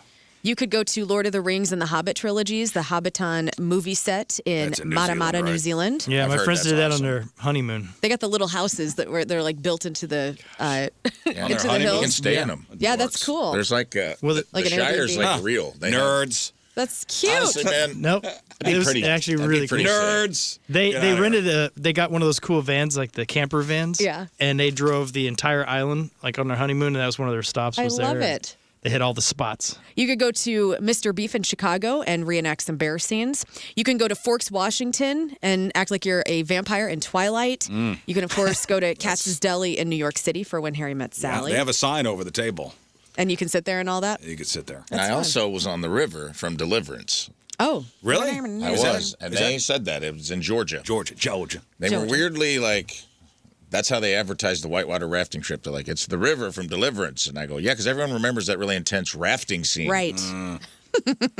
And the guy even said it when we went past the woods. He goes, right up there's where the famous love-making scene was. And I go, I don't think that's what we call it. On a good windy day, you can still hear the squealing. And just a couple more. So, The Dark Knight, Bruce Wayne's mansion in those movies, the Wallerton Hall in Nottingham, England. You can visit that. Forrest Gump, you can sit where Forrest at waiting for the bus with his box of chocolates in Chippewa Square, Savannah, Georgia. And also The Holiday, the little hut, the little cabin that Cameron Diaz trades Kate Winslet to live in for the holidays. That little cottage, you can actually go there as well, and it's in Surrey, England. You forgot the big one. Which one? You can go to Lambert, Oh. like they did in Planes, Trains, and Automobile. And Oh, my see all goodness. of How it. could I forget? Yeah, is there a famous movie spot around here? Well, Washington Avenue, that was where Escape from New York was Escape from New filmed. York. I thought it was Union That's Union the Station? bridge, right, over the Missouri? Well, they did some there, I think, but most of it was because Washington. at the time a lot of buildings were kind of blown out, so it looked like a war. So, yeah, Nice. Escape from New York, Up in the Air at Lambert, Yeah. and Planes, Trains, and Automobiles. Caldy's had Bill, isn't that the movie with Jessica Alba? That place downtown where they filmed like the Susan Sarandon movie, The White Knight. Oh, The White Knight. Yes. That's Was like that a with famous- Baryshnikov? I don't remember, but I know that was like they like changed the thing after the movie came out because it wasn't that, and then they changed it to whatever the name of the restaurant was in the movie because they were getting a ton of traffic from it. And like, when did that movie come out? 70s, 80s? I think Sounds right. 80s. Yeah. It's still there though, and they still have like a little sign in the thing of like, that's where this. That's one of those movie was movies I never filmed. saw, but my dad was like, it's a really dirty film. The one with Susan Sarandon? Yeah. Yeah, it was filmed in St. Louis, right? Yeah. Was that with, who was in that? I've never watched that I movie. don't know. I've never, but I've driven past that place. It's right down by the soccer stadium there. Well, anyway, there's a whole list we'll have up for you, HollywoodReporter.com, if you want to check it out and plan your vacations around it. And that's your crap. Thank you. Celebrity celebrating a birthday today, Catherine McPhee. So she was the American Idol runner-up who lost out to Taylor Hicks, as we all know. But she's married to David Foster, the music exec. Yeah. They have a 4-year-old son. She's 42 today. Danica Patrick, the auto racing superstar and GoDaddy girl, is 44. Jenny Slate, comedian, is 44. Love her. Nate Bargatze, stand-up comedian, is 47. Former boxing heavyweight champ from Ukraine, Vladimir Klitschko, is 50. Lark Voorhees. Who's she? Lark Voorhees. Voorhees. Jason's sister. Yeah, who is that? Oh. That's Oh, Lisa Turtle. It's baby. Lisa It's Turtle. Lisa Turtle, from of Saved by the Bell. course. So beautiful. Lark Voorhees is 52. Sarah Jessica Parker is 61. Elton John, as you mentioned, is 79 today. And former Today Show movie critic with the amazing afro mustache combo, Gene Shalit. How old is Gene Shalit today? Gene Shalit. Saw that guy. Remember when I Gene sent you a Shalit. picture? And I was like, dude, I think I'm sitting here with Gene Shalit. And it was him. So the super cool afro mustache. Oh, yeah. I had to look him up, his little He looks sweet like face. a not board looking game at this. character or something. It's his birthday From today. that- How old is he today? I Gene love Guess Shalit. who? The Guess Who characters. I'm going to say 85. 85. Yeah, he's been around. I mean, He's been around since I was a million kid. years. That's not a bad guess. I'll go 89. 89. Rafe, Gene 90. Shalit. 90. Gene Shalit is 100 years old today. Nice, buddy. Mustache paid off. He did it. He did it. Gene Shalit's 100 years old That's today. amazing. Was I in LA? Where did I sent you the pic because I was like, you're the only person Yeah. who know who this is. All right, Well- And it movie, was him. movie shot here in St. Louis. Escape from New York, 1981. Union Station, the old Chain of Rocks Bridge, and the Fox Theater. Up in the Air with George Clooney, Lambert, the Cheshire Hotel, the Mansion House Apartments, and Afton High School. White Palace, 1990, Susan Sarandon, James Spader. The White Knight Diner on Olive. And they shot at the Landing and Central West End. National Lampoon's Vacation at the Arch. Oh, good. Good. The Game of Their Lives, shot in 2005. Gavin Rossdale was here for that soccer movie. Yes, Yeah, it remember was a I big deal. auditioned for that movie on the Hill. Fungus. They shot that. Just enough for shin guards, huh? They shot that up on the hill. and at SLU. Herman Stadium was used for the soccer sequences. So those are some famous St. Louis movie sites. All right, today's porno birthday, which is being brought to you by Patricia's, where fun and fantasy meet, is Tiana Kai. And today's birthday girl has been in 217 fine films, including Apple Bottom Asians, Asian Persuasion, Bound in the USA, Chillin' with the Mac, Craven Asians, The Four Finger Club 5, It Ain't Easy Being Sleazy 1, The Secrets of the Velvet Ring, and Who Could Forget a Role, and 2007's Whitewater Shafting. Tiana Kai is 55 years old. That was River from Deliverance, too. That's right. Tiana Kai is 55 years old. That's your porno birthday. Those are your crappy birthdays, and that was your crap on celebrities. All right, we'll take a break. We'll come back, and we will give away some stuff. How about that? Thank you. You don't got to clap for that. All right, we've got Point Fest tickets. Point Fest, of course, with Stain, Blue October, Mammoth, Highly Suspect, Sleep Theory, From Ashes to New, Magnolia Park, Return to Dust and more. Saturday, May 16th at the Hollywood Casino Amphitheater. We got tickets to go see Daniel Tosh performing 2 shows this Saturday over at Stiefel Theater. You get tickets for the 9:30 late show if you win. We got tickets to comedian Rafe Williams. Yes. Comedian Rafe Williams. Performing April 2nd through April 4th, the Westport Funny Bone. We've got tickets to go see The Urge with special guests, Less Than Jake and My Posse in Effect.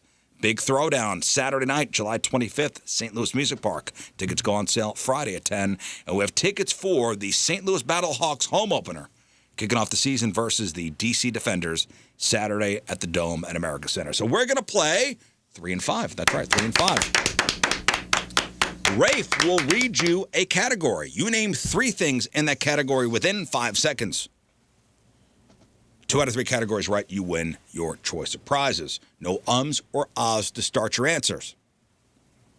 Learn will be the judge and jury and executioner, as well as King Scott. I will come and I will take you down. That's right. So if you want to play 3 and 5, 314-624-3833 or 618-398-3833. We'll play next. I called Rafe yesterday. I didn't realize you were doing a video shoot yesterday. Yeah. You said you were busy dealing with a Karen. Yes, I was. And I didn't get the full story. Yeah, man. I did a video shoot, which was great. It was fun, and I was kind of running the show and had some actors and directing it a little bit. And I wanted to shoot in the studio. And the client was like, no, I want to shoot it out in the wild at one of our establishments, and went into the establishment. And I go, well, the problem with that, man, is the public.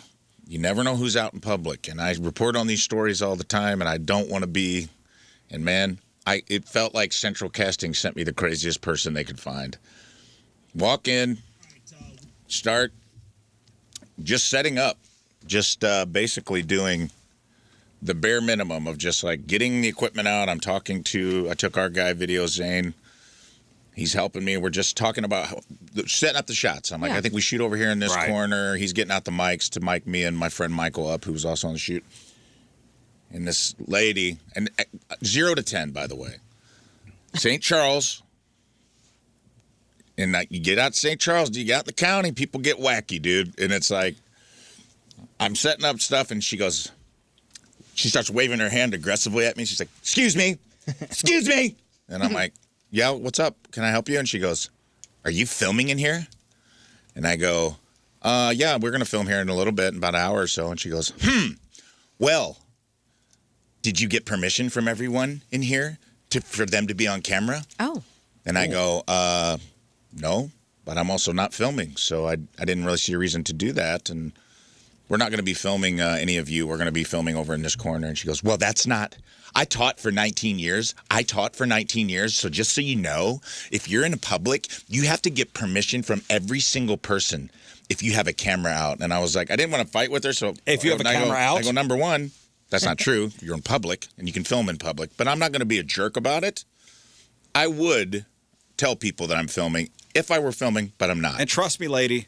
You're not the star of the show. Right. You're not the star of the show. This interaction, I will be nowhere near you. So then she just keeps going, and I'm like, I let it go. I was very nice, and I was just like, well, thank you for your concern. But I'm like, we're not filming. We're not going to be pointing cameras in anyone's direction. She goes, what about my reflection? What if you caught my reflection in the window? And now my reflection's in your video. And I go, well, if that, for some reason that happened, ma'am, I wouldn't use that footage or I'd blur out your face. And I'm like, there's no chance of you being in this video. This video isn't for you. It isn't about you. It is a social media campaign for a business. It has nothing to do with you. And she goes, well, just so you know, I taught for 19 years. I taught for 19 years. And I go, ma'am, you made it very clear that you taught for 19 years. Taught what? You haven't told me what. Yeah, what is You've been very vague about what you taught. Not manners. I can tell you that. It's not manners. And I go, but thank you for and then I did say one little snarky thing on my way out. I go, thank you for interjecting yourself that had nothing to do with you. Into a project that has nothing to do with you. I appreciate your time. Thank you. And she kept going. And like I start talking to the group again. So she's sitting with what I presume to be her daughter. And the daughter, just out of nowhere, goes, we're not even talking to him anymore. And she goes, no, we are done here. I am ending this conversation. She stood up and like threw something in the floor. It was like, it was already over. And it's like almost like she had like a 80-second delay. It's like in her head, she's like, what should I say? And then it came to her later and she's like, I'm going to go ahead and have the fight I should have had 2 minutes ago. And everyone in the restaurant was just kind of like, whoa, what's going on? Please tell me the cameras were rolling. No, the cameras weren't even out. I'm just kidding. They were at this point, like we were just like, I was putting my backpack down and my coat. And I told the guy, I go, well, now you see my concerns about shooting in the public come to fruition. I go, is this a plant? This is why we do things in a studio. Is this a prank? You never know who's out there. You never know who's out there. But the funny part to me, and the reason I wanted to tell you this story was like, they finished whatever they were doing and left. They finished eating and left. And there's another lady, and she goes, young man, come over here. Then I'm like, oh man, I'm about to get it again from somebody else. St. Charles, chill out. And this lady goes, can I tell you something? And I was like, yes, ma'am, what can I do for you? And she goes, you handled that really well. She's like, you really kept your composure. And I got to tell you something. I was halfway through my sandwich, and I almost got up and slapped that bitch in the mouth. Oh, hell yeah. Oh, auntie. I go, I like you. And I go, I'm liking the way this conversation's going. And she goes, that was so rude. She had no manners. She wasn't polite. She didn't ask you what you were doing. She just immediately started chewing you out like she owns the place. She doesn't. And I go, you're right. People are like that sometimes. I appreciate that you saw the situation and that you're on my side. That's nice. And she goes, yeah. They call me. She goes, I'll be in your video. And I go, why does everybody want to be in this video? Yeah, they call me what? She goes, they call me Sugar Granny. Oh. And I go, Sugar Granny. And she goes, everybody wants a sugar daddy or sugar mama, but I'm looking for somebody who wants a sugar granny. And I go, lady, I'm liking you more by the second. I'm like, you know what? Maybe you are going to be in this video. I'm like, can we get Sugar Granny in this? Quick write-in? And then, no. I just get told no. But it was just really interesting. And then there was a group of construction dudes eating in the corner, and they finished their food, and they go, hey, brother, welcome to St. Charles. Oh, what does that mean? And I go, I don't know. They were just you look like you aren't from here. Yeah. And I don't think they were from there either. They were like, we've been working out here for a while. This is how these people are. So St. Charles, get your people. You know what I mean? Like, what's going on? Did they post anywhere in the establishment you were at that they were shooting a commercial? No. But it's also like we weren't really shooting. We're shooting on a phone. It was a social media campaign. It was like it could have just easily been a teenage kid with their phone out. But we didn't even have him out. Like there was no shooting of any kind happening. We were merely having a conversation about future things. And I was like, the fact that it was just a real situation where I'm like, oh, these people are out there, man. Some people just leave the house looking to be mad at something. And I was like, there was no reason to interject. No one was pointing a camera at you. No one was interacting with you. We were across the room from you. Like, that was just somebody that's like, I'm looking to get into it with somebody today, and you happen to be. I'm looking, and I felt bad. You know, I was just like, I don't want anyone to, like, not have a good time. I'm always out to I'm like, we're trying to have a good time and film some funny stuff, and, like, we came back from it. It was fine. Good. Sugar Granny Granny saved the day. She really did. Made you laugh. So shout out to Sugar Granny. I love you. The Sugar Granny of St. Charles. We love you. All right, let's give away some stuff. All right, and we're playing 3 and 5, and it's sponsored by Universal Windows Direct. All right, so Rafe's going to throw out a category, and you name 3 things in that category within 5 seconds. 2 out of 3 categories right, you win your choice of prizes. Point Fest tickets, Daniel Tosh tickets, Rafe Williams tickets, Urge tickets, or St. Louis Battlehawks tickets. Remember, no ums or ahs to start your answer. Very important. Rafe, you ready? Ready. All right, let's go to Paul in Weldon Springs. Good morning, Paul. Morning. All right, Paul, are you ready to play 3 and 5? I'm ready. Here we go. All right, Paul, name me 3 movies starring Tom Hanks. Toy Story 1, Toy Story 2, and Toy Story 4. Oh. Well, I mean, the shot was in the air. I'm going to give it to him. You guys are being very fault. generous. Considering that he did the same Thank you. movie 3 times and he didn't get it in under time, that's a very generous judge's I'm call. feeling it. It's not up to me today. Toy Story 1, Toy Story 2, Toy Story Can I say this? He went through to make sure he didn't just say 1, 2, 4. Right. He actually said the All right, full we'll thing. give you that. I'm sorry for the loud binging, by the way. Okay, next. All right. Name me 3 movies starring Tom Cruise. Mission Impossible 1, Mission Impossible 2, Mission Impossible 3. He's playing his own game, and he wins. All right. All Okay. right. But are Those aren't the the technical Are titles, those the right? true titles of the movie? They I don't actually know. aren't. The Mission Impossible movies have titles. But It's they like- have the 1, 2, and 3. Yeah, but those aren't the actual titles. Let's look it up. Let's Like take a Toy look. Story, there's Toy Story 1, Toy Story 2, Toy Story 4. Those are the titles of the movies. Mission Impossible, I blame Rafe. Let's do it again. I blame Rafe for this. 'cause Hang on. he- No, it's Mission Impossible. Okay. Mission Impossible 1. 1. Mission Yeah. Impossible. No, Mission. he's right. 1, 2, and 3 are 1, 2, and 3. Then Okay. it Yeah. becomes Ghost Protocol. Okay, Then it becomes... give it to him. Paul, you win. Paul, you win. Good job, buddy. I don't want to talk to Paul anymore. Okay. Paul, Damn it, Paul. Paul played the system, and he won. Paul, you found a loophole. Kyle. Yes. All right, Kyle, let's play 3 and 5. Kyle, name 3 popular boy bands. NSYNC, Backstreet Boys, and Beatles. Oh, yeah. Were the Beatles a boy band? Oh, yes, they were. They think they so. invented boy band. The girls, think about how crazy, like blanked. New Kids on the Block, right? Women went crazy for boy bands. I mean, yes, the Beatles are classic rock, classic, Yeah, iconic yeah, music, you're but right. it was the boy band. Okay. Okay. Next. Name 3 popular all-girl music groups. Spice Girls, TLC, and Oh. Giving him something he and feel. En Vogue. We would have taken En That'd have Vogue been or amazing. many, many others. Heart would have also... Heart's not a girl group. Yeah, it's just Is two. to me. The Go-Go's. It's a group to me. Go-Go's all girls. Runaways. Bengals. Steve Spitz. The Runaways. Sorry, Yes. bud. Jeremiah, hello. yo. All right, Jeremiah, let's go 3 and 5. Jeremiah, name me 3 animated Disney movies that are not about princesses. I don't know. That's a good question. Tough one, though. Next. Bambi. Jeremiah, name 3 bands that have played the Super Bowl halftime show. Aerosmith, Justin Timberlake, Lady Gaga. Yes. Yep, I'll take it. I'll take bands or artists. Bands? I'm giving it to him. Fine. Any Fine. artists. Okay. I should have said Fine. artists. Okay. Final one for the win. Name 3 TV shows set in New York City. Bye. Oh. Fred Seinfeld. Not even Everybody loves trying. Raymond. NYPD Blue. Or not everybody. Yeah, else. every SVU show. Tony, hello. Hello. All right, Tony, let's play 3 and 5. Tony, name 3 actors who've played Batman.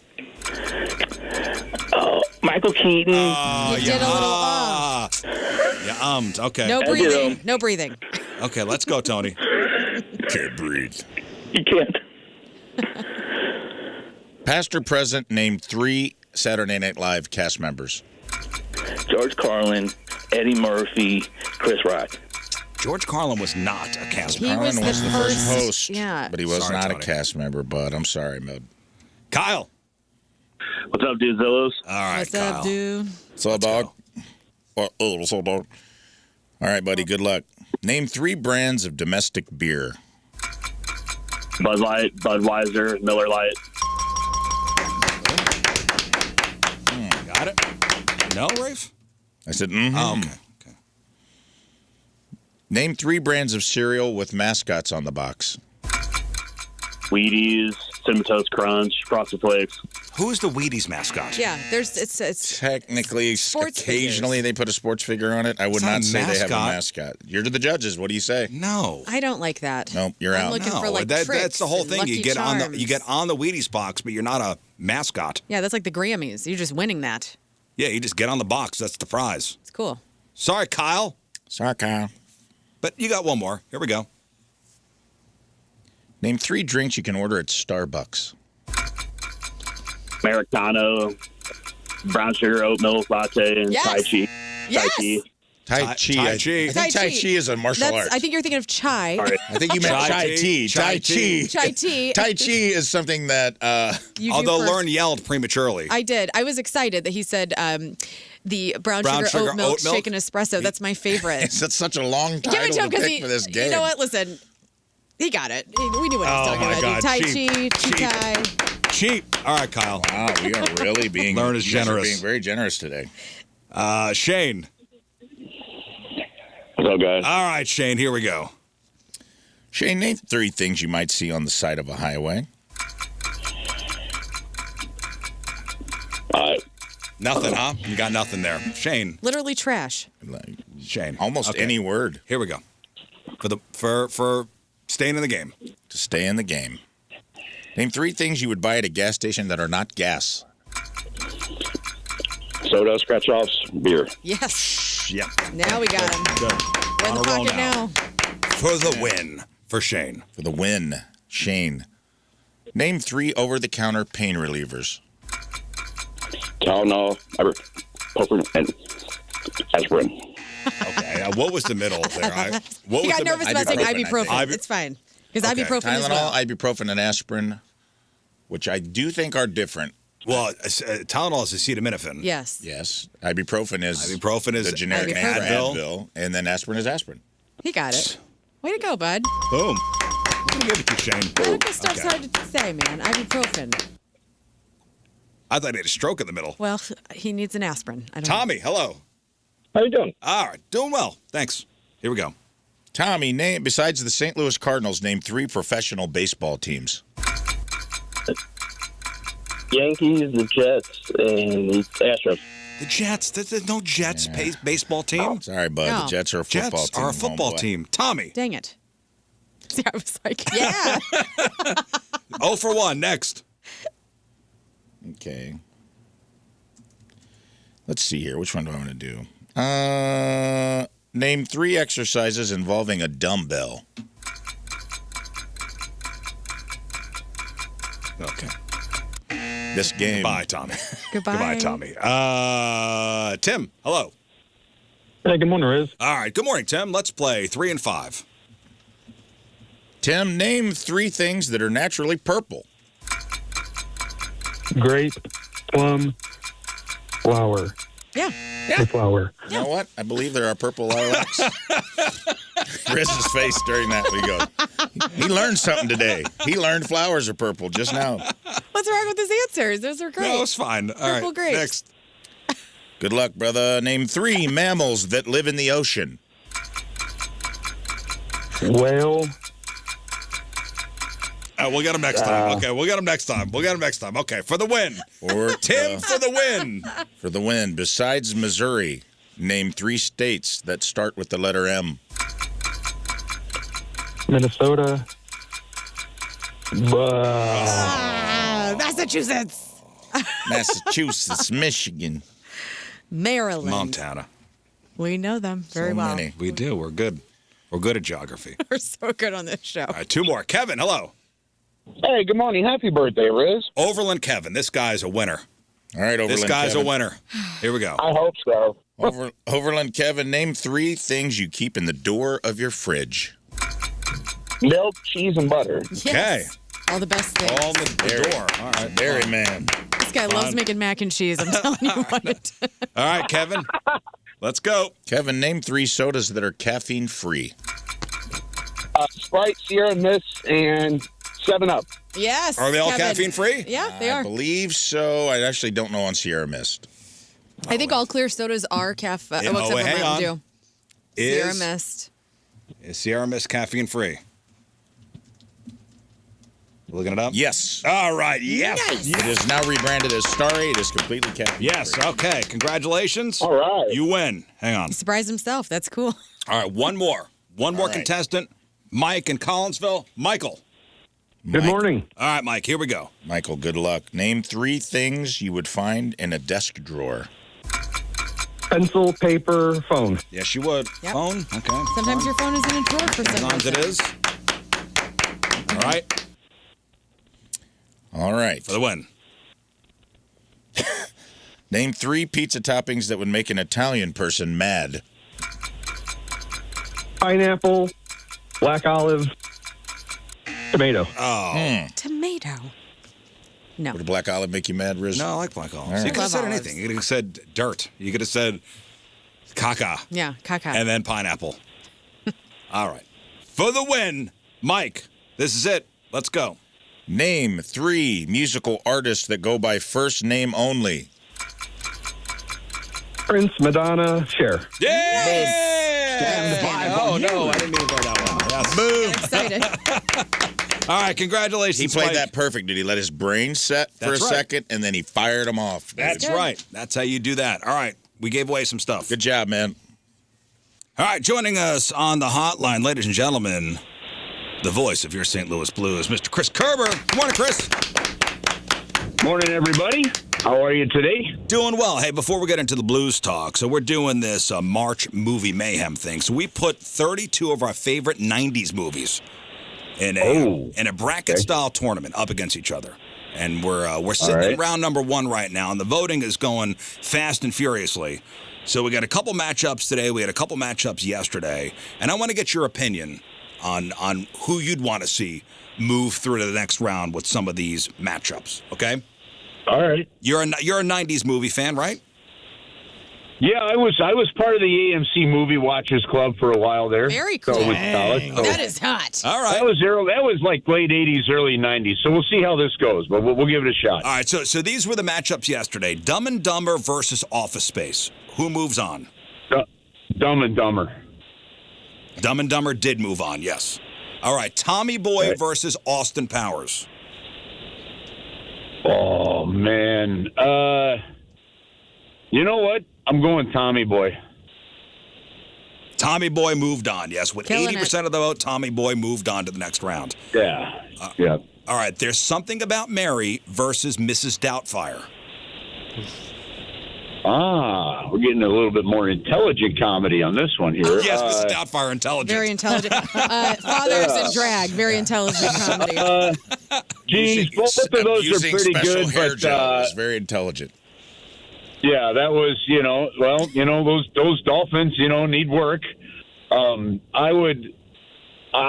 think I got to go with. I'm a Robin Williams guy, so I got to go Mrs. Doubtfire. Mrs. Doubtfire did move on, yes. Nice. With Really good. 62% of the vote.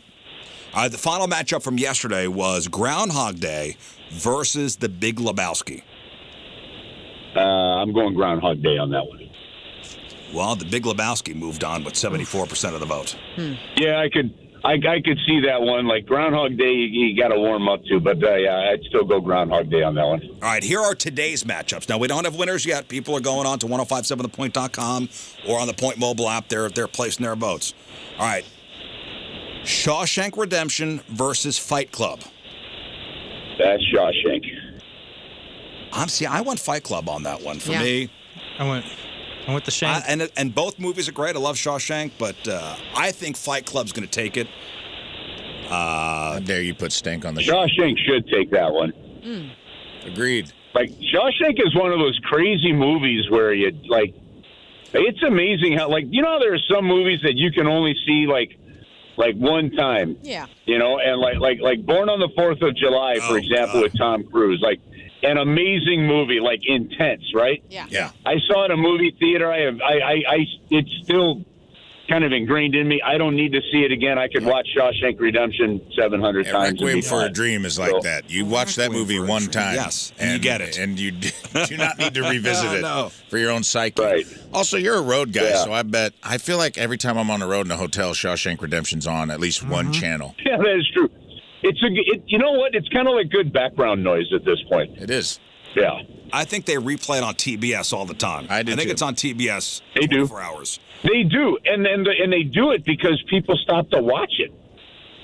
Like it's you can pick it up wherever. I still listen. Fight Club is really good, but I think I got to give the edge to Shawshank on that one. Did Shawshank do well in the theater? I feel like that was a movie that did well only after it came out. That was its whole thing. Is it was one of the biggest VHS rentals. It was like a movie that underperformed in the theaters and then ended up getting nominated because of all of the They put it out early on VHS, and it got Oscar buzz and stuff because of that. Yeah, it's a great movie. Okay, I think the Fight Club wins, but okay. Forrest Gump versus The Green Mile. Yeah, those are okay. Those are two that I absolutely love. But I'm just how Forrest Gump was done. You know, some of the CGI, how they did that stuff. You know, Tom Hanks looking at John Kennedy going, "I gotta pay." I think I'm gonna. Yeah, that's easily pretty. That's Shawshank for me. I'm sorry, that's Forrest Gump for me. Forrest Gump takes it for Chris Kerber. All right, Saving Private Ryan versus Titanic. Saving Private Ryan, and it ain't even close.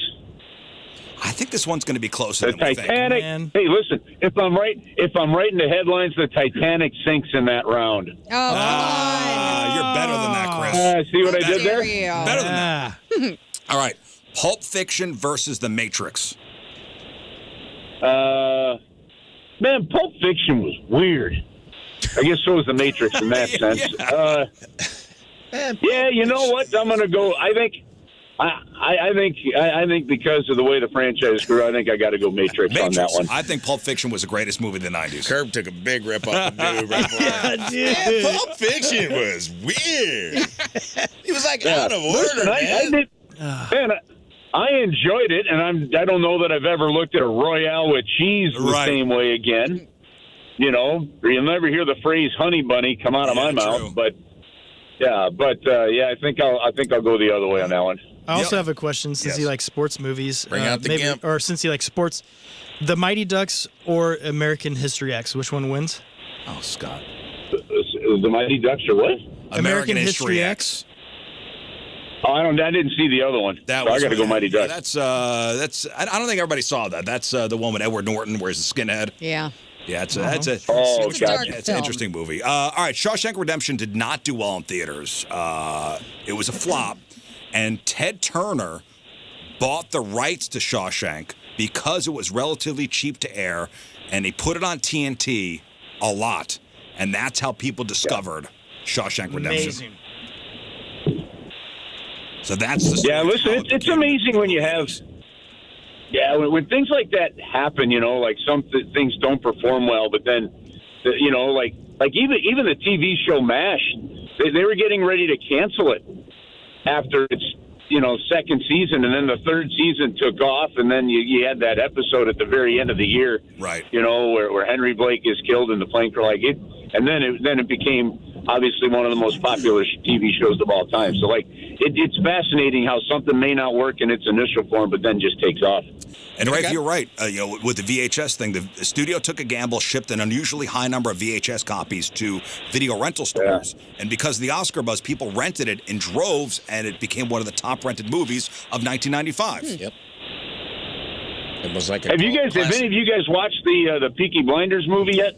No, I saw it just came out. No, I got to watch the show. I think it's right up my alley too. It's a good you'd show. love the show. Yeah. We're in second season right now. I've watched the show. I just haven't seen the movie yet, so I was wondering if the movie's pretty good. Nah, I gotta watch that. We've been watching that show Paradise on Hulu. That's a good show. It's a great one. Okay. It's a good show. All right, Chris, let's talk Blues hockey. So last night was a bit of a good news, bad news situation. Beat Washington 3-0, but everybody's talking about Robert Thomas getting pretty much tackled and hitting his head. Yeah. Now, for the fans that didn't see it, how ugly was the play, and what was the vibe in the room when you see your best player go down like that? Yeah, well, you know what? I didn't go down to the room after the game. I can tell you that Jim Montgomery did say after the game that he'll be fine. You know, that he cleared, you know, in a situation like that, when you hit your head, you go through, you know, the league has concussion protocol that players have to go through. The weird part about that was, you know, he backed into Pierre-Luc Dubois, so he was going to get an interference penalty, and I think it was a legit penalty to call there with the way that play had worked. but Dubois' stick got caught. So they call it the tuck, which is the white part of the skate underneath the boot, and it's got that space kind of between the boot and the blade. Yeah. And his stick got caught. Dubois' stick got caught in there. So when he kind of pulled away, it really flipped Thomas around, and then the extra slam is, Dubois got wrapped up. It was a weird play, and it looked pretty ugly. They gave him a match penalty for intent to injure. I don't know if the league will review that. The league can rescind those. So when somebody gets a match penalty, that's the worst kind of penalty you can get. There's only been 3 of those handed out this year in the NHL. When somebody gets a match penalty, you're automatically suspended until the league reviews it. So the league will review it to determine whether or not, that Dubois will miss a game or not. And I haven't seen or heard anything about it. So I'm assuming they may not. But he was given the match penalty there with intent to injure, and the Blues ended up not needing that power play, which is good because they didn't have it for very long. But it appears, at least based on Montgomery's comments, that Robert will be okay. In your 20-plus years of calling games, where does that hit rank on the not-so-clean scale? Man. That one, I'd put that one somewhere outside the top 10. Okay. I'm just guessing. That one looked pretty bad the way his head slammed there, but there was some that, the Tom Wilson hit on Oscar Sundqvist. There's some boarding penalty. I saw one of our guys. I was doing a game in Birmingham, Alabama. Well, the game was actually down in Jacksonville, Florida. It was the Birmingham Bulls against the Jacksonville Lizard Kings. And nice, Jim Morrison. Cool. Oh yeah, and our player got cross-checked into the boards from behind, and he hit that shelf right where the dasher, the glass and the boards meet. Oh, man. And he literally, from temple to temple, got split open, got stitched up like 70 stitches below the skin, another 80 on top. We had to wait 3 hours at the hospital for him. Oh, my God. And then he came out just wrapped up like a zombie to take the 3 or 4 hour ride back to Birmingham. So, yeah, there's been some pretty gross ones. And, look, you don't like the looks of what you saw that one, so you're glad that Robert's okay on it. That's good. The Blues are 9-2-2 since the Olympics, and the coach said he's trying to build a culture of competitiveness for next year. Is it hard to keep up that intensity when you're technically in a retool and looking at draft picks? It's a weird situation they're in. Yeah, it is. I mean, because that's how you look at it as fans. If you look at his players, you're getting paid a lot of money to do something and perform. And when you don't, well, you can get traded. We've seen that happen. You can get cut or waived. We've seen that happen. So, these guys individually are playing kind of for their livelihoods every time they go out there. And, but now when you go young like this, you've got Otto Stenberg that wants to prove he can stay in the National Hockey League. You got Theo Lindstein that wants to prove he can stay in the National Hockey League. Same thing, Dalibor Dvorsky. Jimmy Snugger has been on fire. Man, has he been absolutely fun to watch. So, those are things like that. And in the case of maybe you've been in the league now for a couple of years, but Dylan Holloway, he's a restricted free agent at the end of the year, right? So guys have something to play for. Yeah. And, man, look, I don't care whether it's kicking a soccer ball around in warm-ups or whatever they're doing. Like, once the compete switch gets flipped in an athlete, and you just don't turn it off. So the athletes don't go out there to dog it. And, the team's getting spectacular goaltending. They're defending it pretty well in their own end. And had this happened in the month of October, this season might look very different, but it doesn't now. And, they kind of are where they are. Yeah, 12 games to go. Now, I've seen a lot of talk online about the league going back to the old 1-8 playoff seeding instead of the current divisional bracket, because there's a pretty big difference between the way the East is playing and the West is playing. So you have a team like Detroit, who's technically in the East. They're outside a playoff spot. If they were in the West, they'd be firmly within a playoff spot. Is there talk about Gary Bettman going back to the old system or keeping it the way it is? No, I always go with this. And if my aunt had a mustache, she'd be my uncle. Like, it's just cyclical. Like, it just happens, guys. We're like the reason that it happens is if you have a strong division, which the Central Division is, and basically teams 1, 2, and 3 in the division are essentially 3 of the top 4 or 5 teams in the league, 2 of those teams are going to be gone after the second round because you play divisional playoffs. But That wasn't the case just a couple of years ago or a year ago, when the Pacific Division was stronger. And so, and I've done this. I've literally done this exercise where I've gone through and I said, okay, what if it was 1 through 8 in the West, or what if it was 1 through 16? Eventually, you're going to get to where there's a really good matchup in the first and second round. So I understand the argument. I do believe the argument holds some water. But just because you go back to the 1v8 or 1v16, unless you're going to reseed, it doesn't change things. And the reason they did this, it's really simple. Like, you go back to the early 2000s, and the Blues would have to go out to Vancouver and then to L.A., or you're playing a playoff series, and you wouldn't know until a day or two. If the other series wins 7 games, you wouldn't know who you were playing. And then all of a sudden, teams would have to try to find hotels within a 1 or 2 day window to do it. And all those logistics got to be really difficult. So I don't see Gary Bettman even entertaining the idea of changing this right now, with as good as the playoffs have been. And I think it's going to stay this way for a while. And it's just unfortunate a team like Detroit, who would, again, if they were in the West, which they used to be, they'd be, I think, one of the top 4 teams in the West, but now they're sitting outside of a playoff spot because they're on the East. But you know what? But here's the thing. This is the same thing like in this is really kind of the same thing as in the NFL. In the NFL, at some point, like, you have teams in the NFL that'll be right at 500 or just even below 500 and make the playoffs because in any given year, the division is weak, right? Mm-hmm. So it's not unusual and it's not uncommon. It's the same thing. Like, hey, you might be leading the Central Division in Major League Baseball, but in the National League East, with the Yankees and Toronto and Boston, you'd be in 4th. That's just the way it goes in divisional play in sports. Well, tomorrow it's the Blues and the Sharks over at Enterprise. It is a 7 o'clock game. And, we'll see what happens tomorrow. And we will talk to you next week, Chris. Sounds good, everybody. Macklin Celebrini, Sharks in town tomorrow night, and then Toronto on Saturday. So come on down to Enterprise Center, and we're going to have a lot of fun. All right, there he is. Appreciate you guys. Have a great awesome Chris week. Carver. We'll talk to you next week. Bye-bye. All right, we'll take a quick break. We'll come back. Maybe 1 or 2 emails, Rafe? Sounds good to me. I was just reading about what they're doing in China and Australia. So we've all felt that instant reset that happens when you walk into a park and away from the noise of traffic. So according to a new report from researchers in China and Australia, that feeling isn't just a nice perk. It's legitimate medicine. So in fact, the study suggests that we're moving towards a future where doctors don't just hand you a bottle of pills.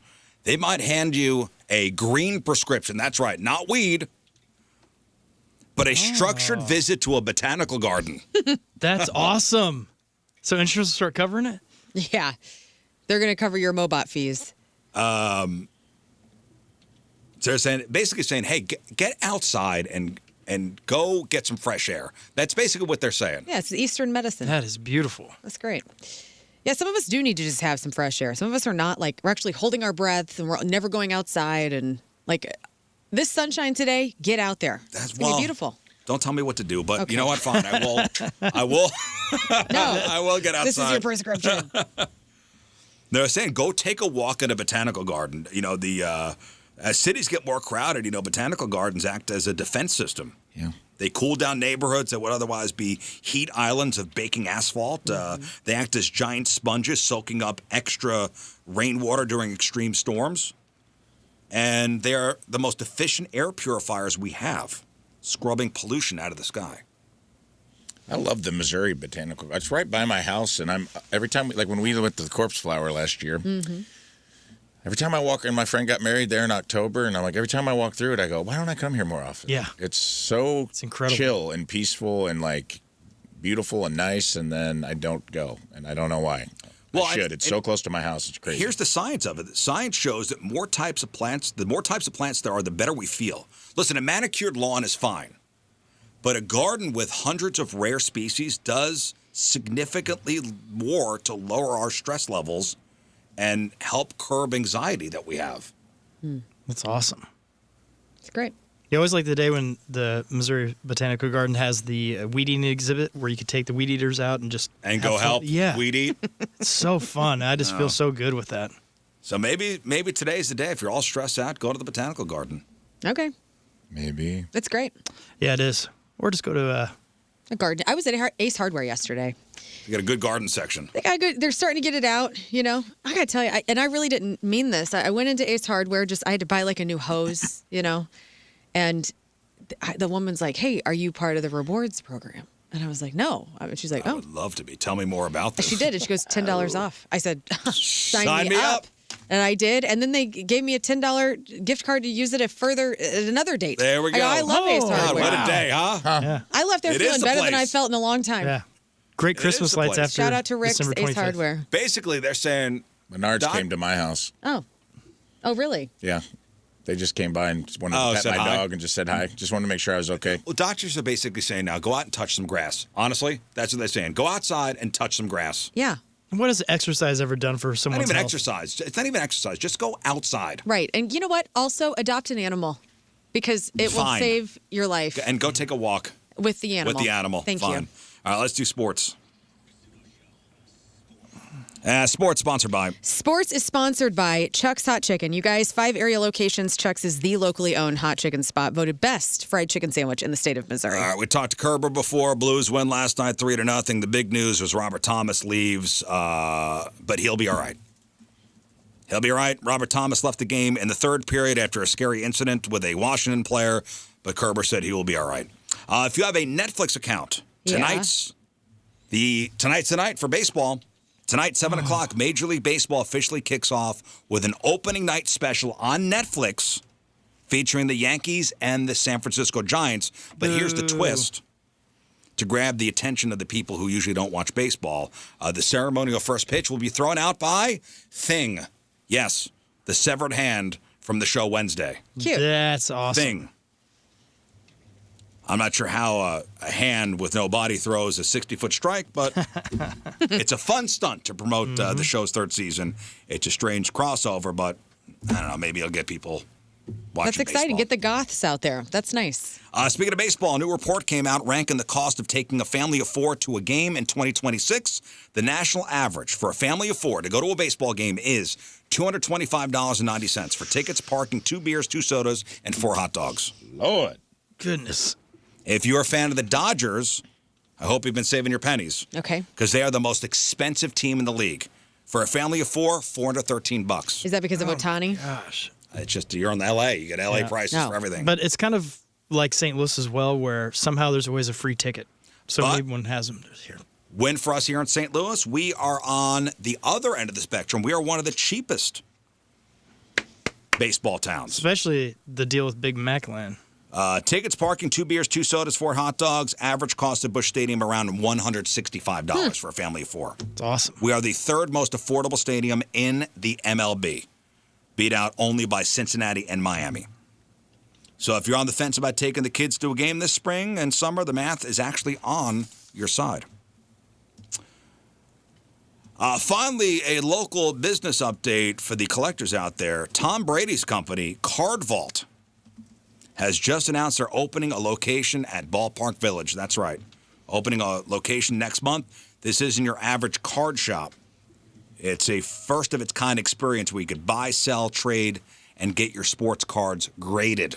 Oh. Nice. Grading is when experts look at the card under a microscope to see how perfect the condition is. A perfect 10 card is worth thousands of dollars more than a 9. So having a high-end spot like that right next to the stadium is a huge win for, I guess, downtown sports fans. Yeah, Also, that's Tom awesome. Brady, come on. Come on. Yeah. He's so mid. I can't wait for him to be on the show and meet and learn. Yeah. All right, that's your sports. One final break. We'll come back, wrap her up. All right, that is it for us. Appreciate you all tuning in today. Don't forget to vote in our March movie. Say music again, damn it. I know. March movie Mayhem. Still in the first round. Vote via the Point mobile app or at 1057thepoint.com. All right, if you missed anything on the program, make sure you check out the clip of the day brought to you by Michael's Flooring. Also, the podcast brought to you by Dobbs Tire and Auto Centers. And today's podcast is titled A Pile of Rotting Tofu and Charming Personality. All right. Fantastic. Yummy. Scott, what else? Yes, April 4th, come out to St. Louis Family Church that Saturday morning, 9 to 12 p.m. It'll be 9 a.m., 12 p.m. I'll be hosting the Easter egg hunt. It's going to be a lot of fun. Whoa. And they go big time out there. They do. It is crazy. It's That's a really big fun. one. So go to their website, too, and you can see all the times for the age. Do they do the big breakdowns. field out and back? No, they moved it up to the front of the church that now is on Airport Road, and there's a huge field over there they've taken over. And Oh, they're going to do it on Airport Road. Just yes, hey, kids, dodge dude, the it's traffic. so fun to watch the kids dodge the cars. I know. It's so fun. He is risen. It's great. So, yeah, come on out to that. All Only right. King Scott rules. We are having learn. a good time Easter Battle Royale because that's April 4th with the Easter eggs and the church action. And then April 4th, my band's playing at Collinsville's Miners Theater, and we're going to be there with Close Quarters, which is Mark Close's yes. band. And it's going to be classic rock covers, and it's a big old night of rock. And so you can come out and see my band, or you could go see Rafe Williams that same evening as well. So it really is. There's so many good things happening on April 4th. Which roads are you guys performing on? Rafe. You can also see me on the 2nd and 3rd. I will be in the streets of Maryland Heights at Funny Bone. And Performing comedy tomorrow, on 270. Performing comedy on the 270 loop. I will be up in the giant glove on top of the The Rawlings building? Nice. Rawlings Wow. building, Nice. screaming down at you into the courtyard. Tomorrow, though, at St. Charles Community College, and the Impact Life Blood Drive is happening from 11 to 3. I will be there from 1 to 3. Giving 16 pints of my own blood. I've been legally cleared. Oh, whoa. I know. Drain me. Double I'm arm? a giver, dude. Drain Double me. arm. Drain me. Drain me, Daddy. Drain me, my friend. So most of the donations are booked just with my blood, but there are a few left. So please come out, hang out. It's a fun time. I try to go. I really do annoy people during this. I go bed to bed while they're deathly afraid of needles and try to entertain them while Do a Like high a regular five. Patch Adams. while they're having a panic attack. Yeah, some say comedy is the best medicine. Others do swing on me with their free hand. But either way, it's entertaining. Come down. I will be there from 11 to 1. If you can't make it then, go online at impactlife.com and you can schedule yourself an appointment or walk-ins welcome. So come hang out with me there. That's at St. Charles Community College tomorrow. And you get a sweet shirt. 11 to 3, Dardine campus. See you Oh, there. yeah, and a sweet shirt. Yeah, you get the sweet shirt. Have you seen it yet? Oh, yeah. No, I haven't. what does It's it look like? awesome. Is this your Eagle Call drawing shirt? Yes. Oh, Yes. wow. It's a I fun didn't new even one. know. My Drawn best one by a toddler. What more? No. That's great. Grown man. Grown man. What more could you want? All right, we'll leave you with a selection from our Teamers Member of the Day, brought to you by Hot Shot Sports Bar and Grill. From Brighton, Illinois, Janine McGee is our Teamers Member of the Day. Janine.